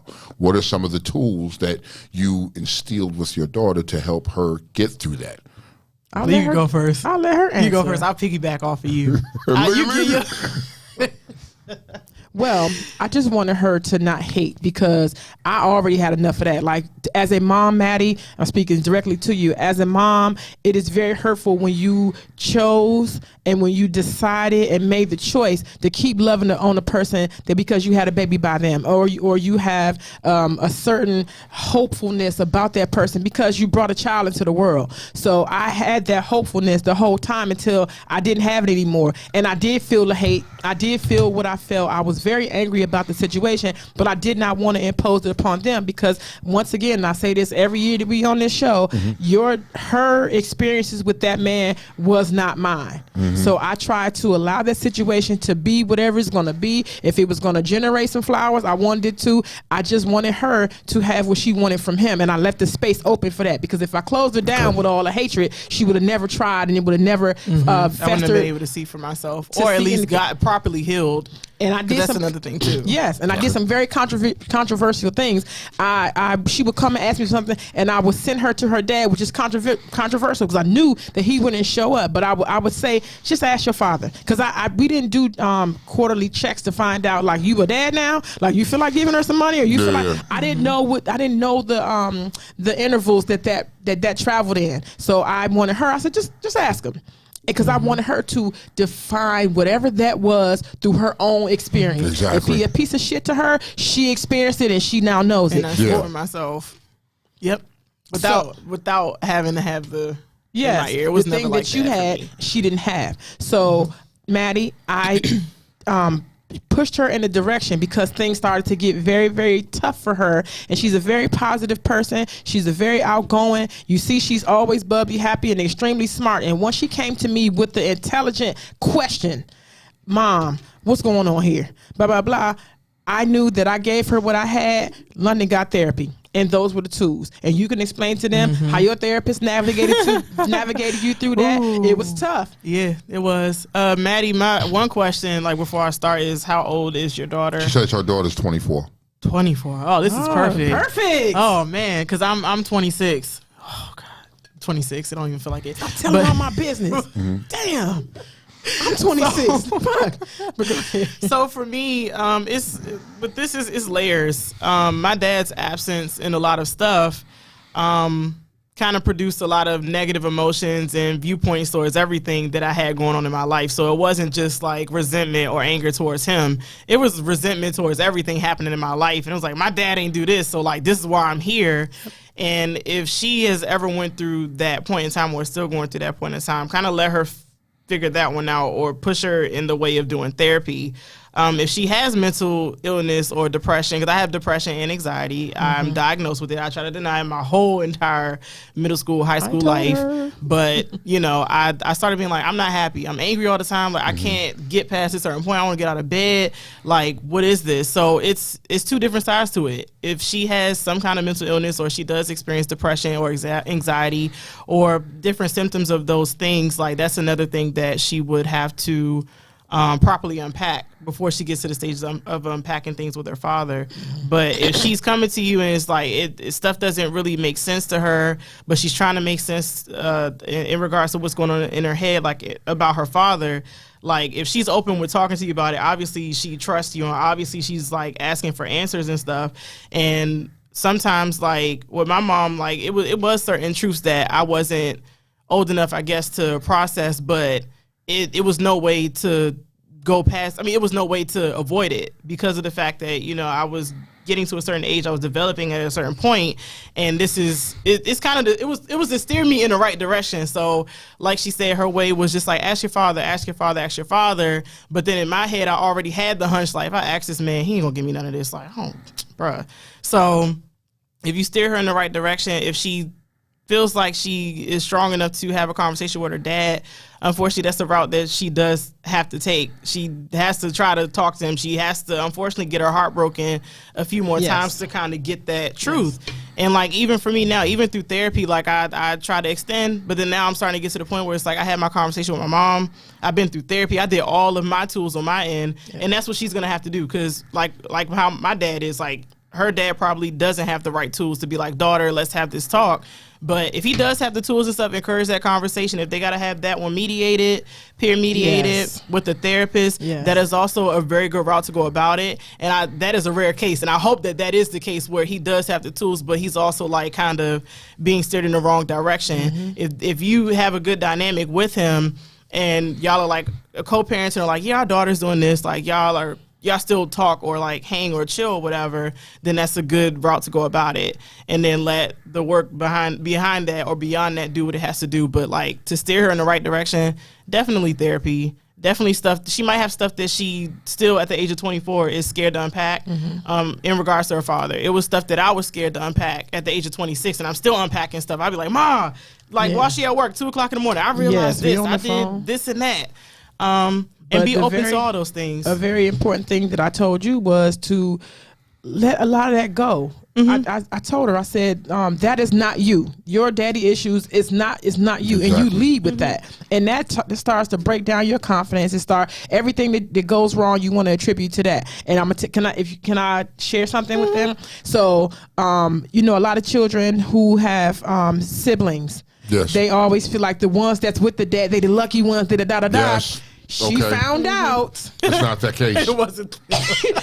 And that was just something that she harbored and held on to for forever that did not have to be because they're in the same predicament because the same niggas, the same nigga. Facts. And we were smart enough to come together like, let's eliminate the middleman. Her sister. Me and my sister, and I haven't talked to the youngest yet. She's your little Aries and a firecracker, so I got to carry that one with grace. But it was a lot of stuff that I did hold on to that I didn't need to hold on to. But everybody's journey and everybody's healing is different. Like for me, it has to be like blam. Like you could tell me any and everything all day, every day, but like if I don't go through it, if I don't experience it for myself, I'm not gonna learn.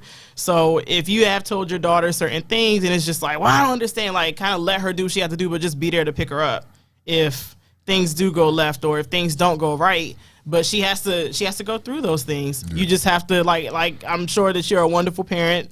I haven't. This is my first time hearing your name and everything, but me knowing that you're on the show, that means that you know my mom, obviously. That just leads me to believe that you do love your daughter and you have her best interest at heart. Like all you can do is just be there for her and just steer her in the right direction. But she's gonna make the decisions that she want to make. Ultimately, and hers. if she sounds unreasonable with certain things, like let her air it out. Like let her talk to you or provide that safe space for her to talk. But if you and her father still have conversations and are able to line up some kind of mediated thing where they can unpack that will also be beneficial. And it's not an overnight type of thing either. That one's going to take time. I want to add this too.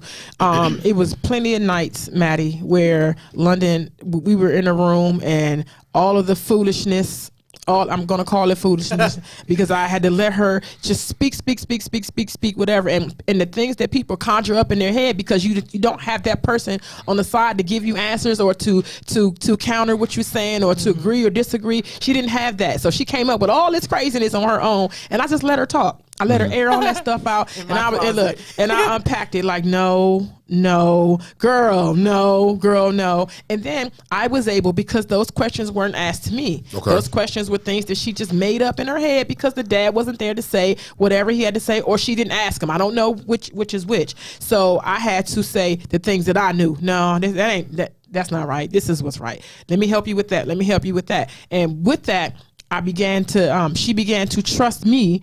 And the decisions that I made for her that she quite didn't understand as an adult started to come together and she started to respect and understand. So I get phone calls all the time. Thank you, Ma. When realizations come up and she'll text me or call me. Thank you, Ma. Now I understand. The same thing with Brittany because understand that my oldest daughter, he was there when she was 6 months.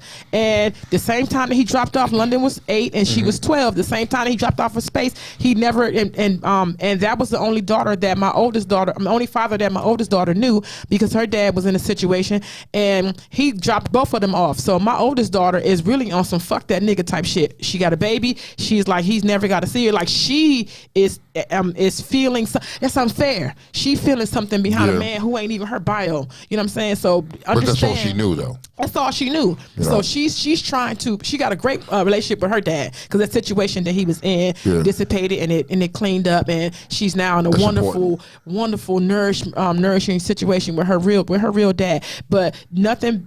2 days ain't a bad thing. And that bad. No. So men, when y'all do stuff like that, understand that it just doesn't stop at the day that you do it. She's 26 and they were 12 and 8 when all this stuff happened. I still cry about it. I still, and even if I'm like, I'm at the point now where I'm just like, I mean, I know even if I have a conversation like stuff isn't going to work, like you have to meet me halfway, but you also got to do the work and get help behind it. And that's how I feel like about my dad. But me, I'm going to let myself cry.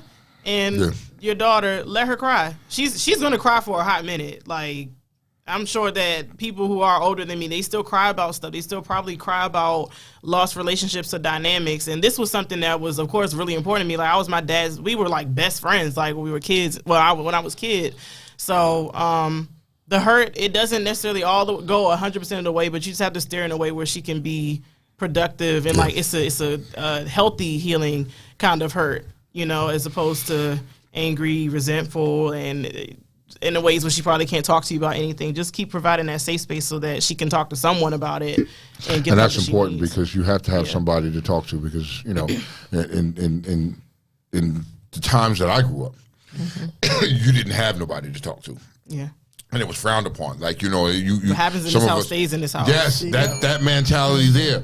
You know what I mean? And it's nobody else's business and we don't talk about it. Yeah. And there were a lot of scenarios that happened within my family that I found out after I was an adult. And you hid this stuff. And now I look at it and say, you know, That's why you the way you are, because you've never went and got the healing to help and address that, and you still harbor that hatred. And for me, that was part of me, the reasoning for me to get some help, because I needed that, because I needed to help myself in order to help my kids. So now, you know, I got a better relationship with my kids. I got a great relationship with my dad. You know what I mean? Nice. Me and him are that's my nigga. You know what I mean? That's Like that's Jesus. like Jesus. You know what I mean? That's my dude. You know what I mean? So I mean, you know, and it took time, and like you said, it took time. You have to talk, because you know, all of those questions, I couldn't go to my mother and explain that shit. Nah, nigga, if I went to her about it, I got my ass whooped to talk about it. You don't want, you know what I mean? Not. We don't want to talk about that shit. Grown people business. Exactly. You know what I mean? Not. So, and I was like, I felt as a child, I felt like, yo, I have a right to know who the hell my real father is. Everybody else, I'm watching all my friends with their real dad. Well, who the fuck is this? This is not my real dad, but I respect him. But he's not my dad. I want to know who the fuck. But you know, as I got older, and you can hear there's two sides to a story. And I was able to address it, and it was up to me to put the pieces together and figure out bullshit from truth. Yep. You know what I mean? And you got a lot of bullshit. You got bullshit from both sides, but it was up to you to navigate and put it together and figure out what it is. And I'm telling you now, this is over 25 years with me and my dad, and it's gotten to it took 25 years to get there. You know what I mean? Like, seriously. So, you know, and we still working, and we're getting better each day. Well, I hope that for her, because he has tried to have dad moments. You ain't wearing that, and who was that nigga? And you know, like on her social media, look at her on her social media site. So he tried to have dad moments at the wrong time, and I don't know if that was insecurities or if he had realized. And I always told him, like, you don't know her. He asked her one time, and I quote, "You bet not," or told her, "You bet not be effing." And I was like, "What?" London is that one. I was like, sir. I had to, because I know my child. My child is the truest form of a Taurus, and I kept saying, "I know you're honest. You're honest," and I had to hold her at bay for a second, because I needed her to not emote. I needed her to just calm down. We gonna get there. I set a boundary. I calmed down enough to set a boundary. So from where you first started to where you at now, can you look back and see the change and the difference and the growth? The growth is what it is. It's really growth. Because me back then, I'd have been on this show like, like going off. But this is the question was asked. I'm going to answer it and give whatever tools I can give to assist somebody else. My healing is going to be my healing, and I just have the mentality of, you know, even if it don't work out right now, I pray that it in the future that it can. Yeah. But I'm going to keep on moving forward in the stuff that I have to do, and making sure that I'm doing my root work so that I could get to where I'm trying to get to, whether he's there or not. So Batman asked a question. He said, how does these things affect your ability to be intimate with a young man? Oh, it has affected me several times. I made horrible decisions. I made stuff that have happened to me, or things that I've encountered, like, are still very traumatic, and I'm still unpacking those things. But at the end of the day, like, I went to therapy to go unpack all of that. Okay. Like, because I am beyond those experiences and those things that have happened. It is unfortunate that I felt like this whole time, like, you know, I mean, it's situations where I feel like my dad didn't prepare or protect me, and he didn't. And I acknowledge that. And in these moments, I wish you were there to protect me, but you weren't there. But it's like, you weren't there. Exactly. It's fine. Like, it's not fine, but you gotta. I get it. I can't.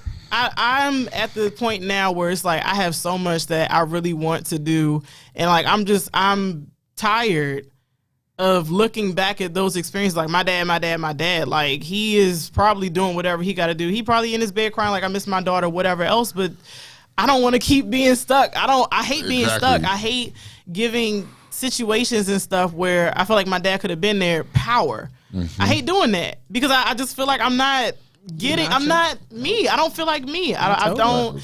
It's certain stuff that I won't take accountability for, because it really wasn't my fault. But that doesn't mean that I can't do the proper healing and root work and stuff, and doing what I have to do, and probably use my learning experiences to assist other women or other girls who were in the same situation, and just spread my knowledge and just help other people. Because that's how I am.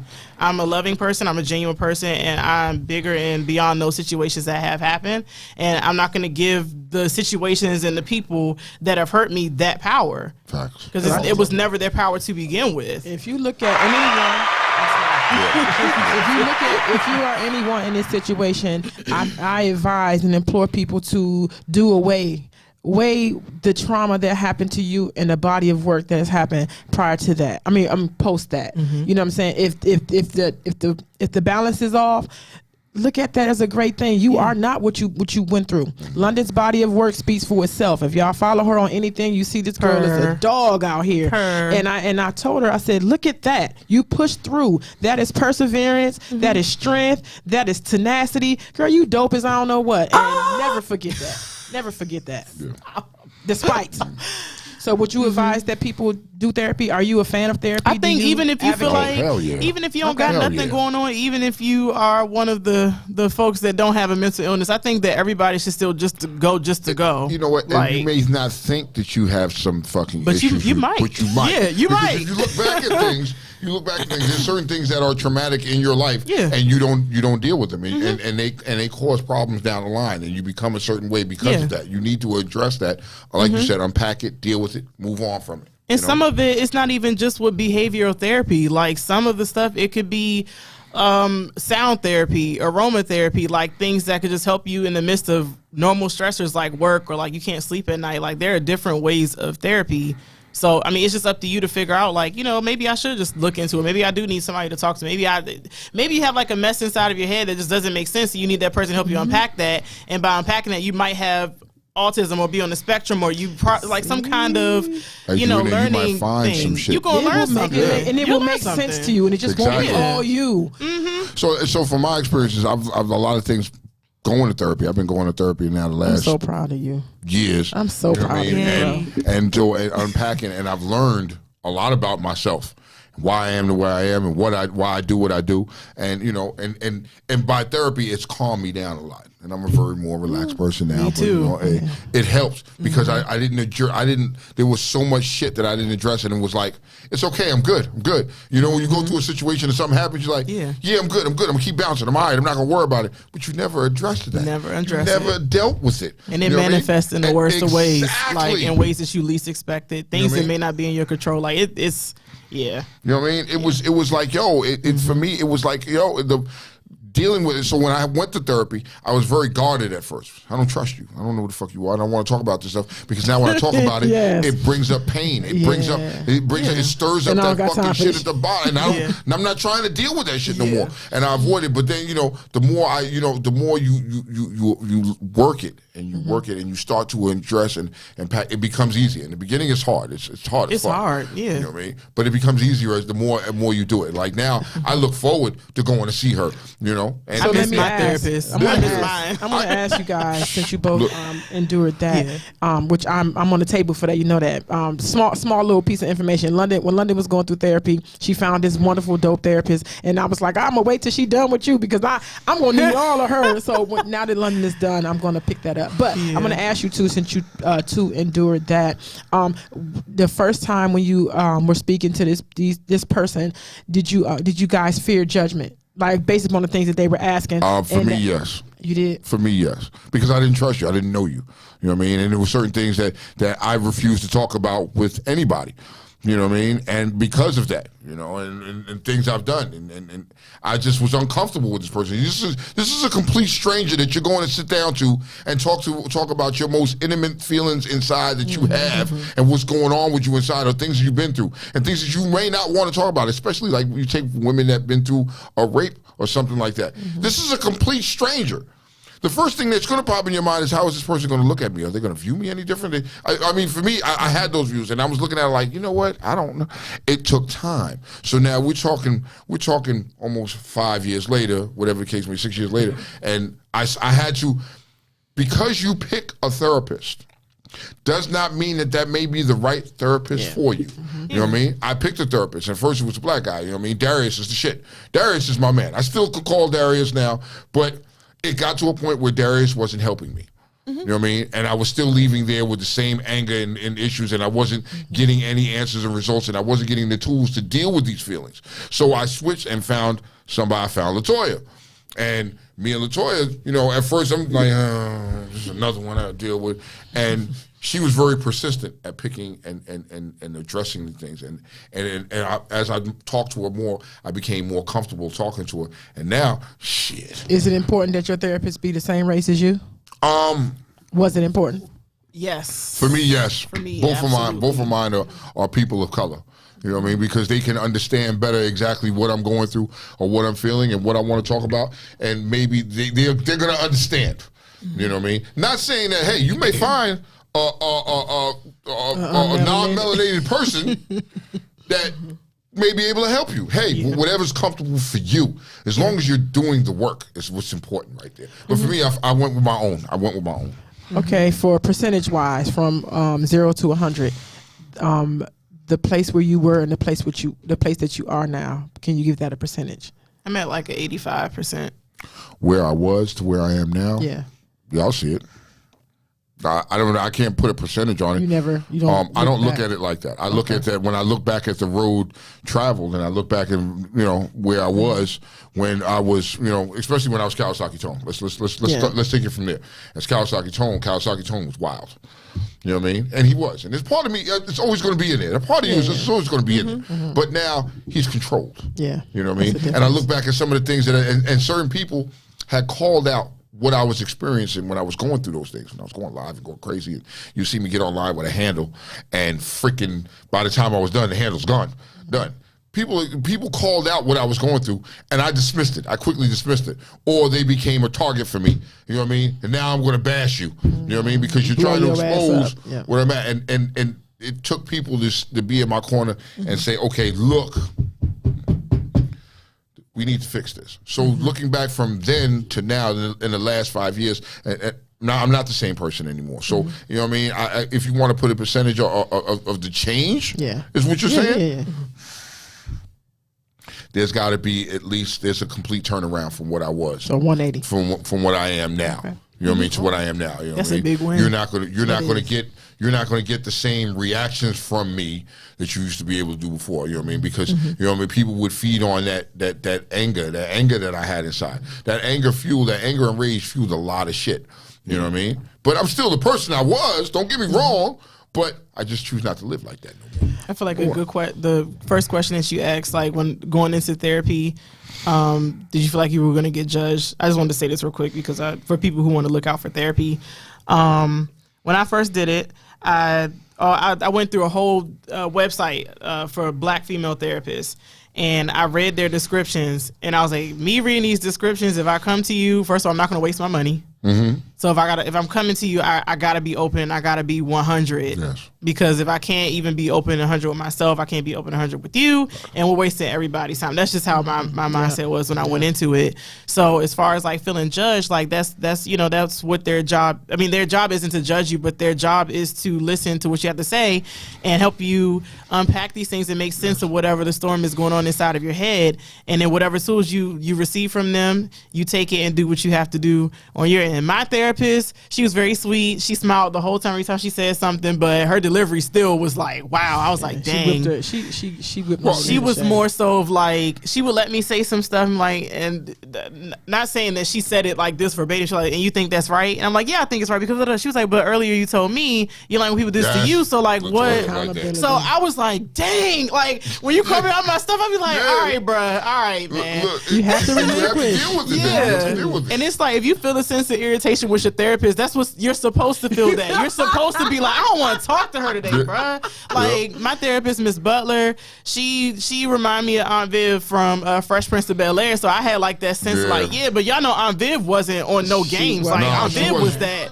Dark skin. Dark skin. Dark Sorry. skin. Dark skin Aunt Viv. Right. Dark skin Aunt Viv. So I was just like, oh yeah, like it's real. So my last meeting and stuff with her, I was like, dang, I don't want to leave you. She was like, no, it's a good thing that you're leaving me because that means you don't need me. That means that you are now your own friend. You are your own accountability partner. And she was like, I hope I don't have to see you again, but if I see you again, I'm going to help you. But if I don't see you again, I know you did the tools, and I'm glad to have serviced you and to help you make sense of whatever is going on. And I wish you the best.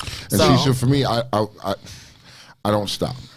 Yeah, you know still. Some people go to therapy okay to and think go that they back if you need to. think that they got it on lock and they got it under control. But I don't stop. For me, I don't stop. Yeah, you know what I mean? the therapy will never stop. Even if you have a therapist, it's certain stuff that even therapy would not prepare you for.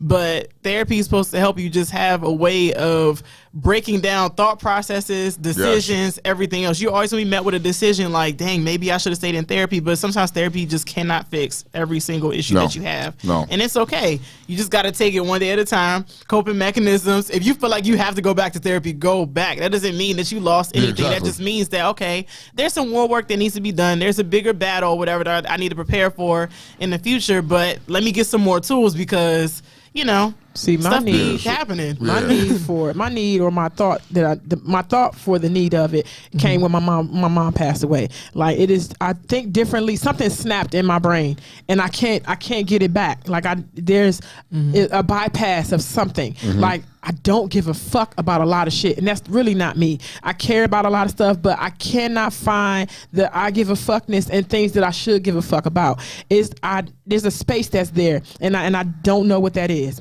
And for real, I done took psychology. Like I love it, but I cannot find myself to understand that. And it just came from my mother. Like there's a blockage that's there that I just need to have unblocked. That's creativity block.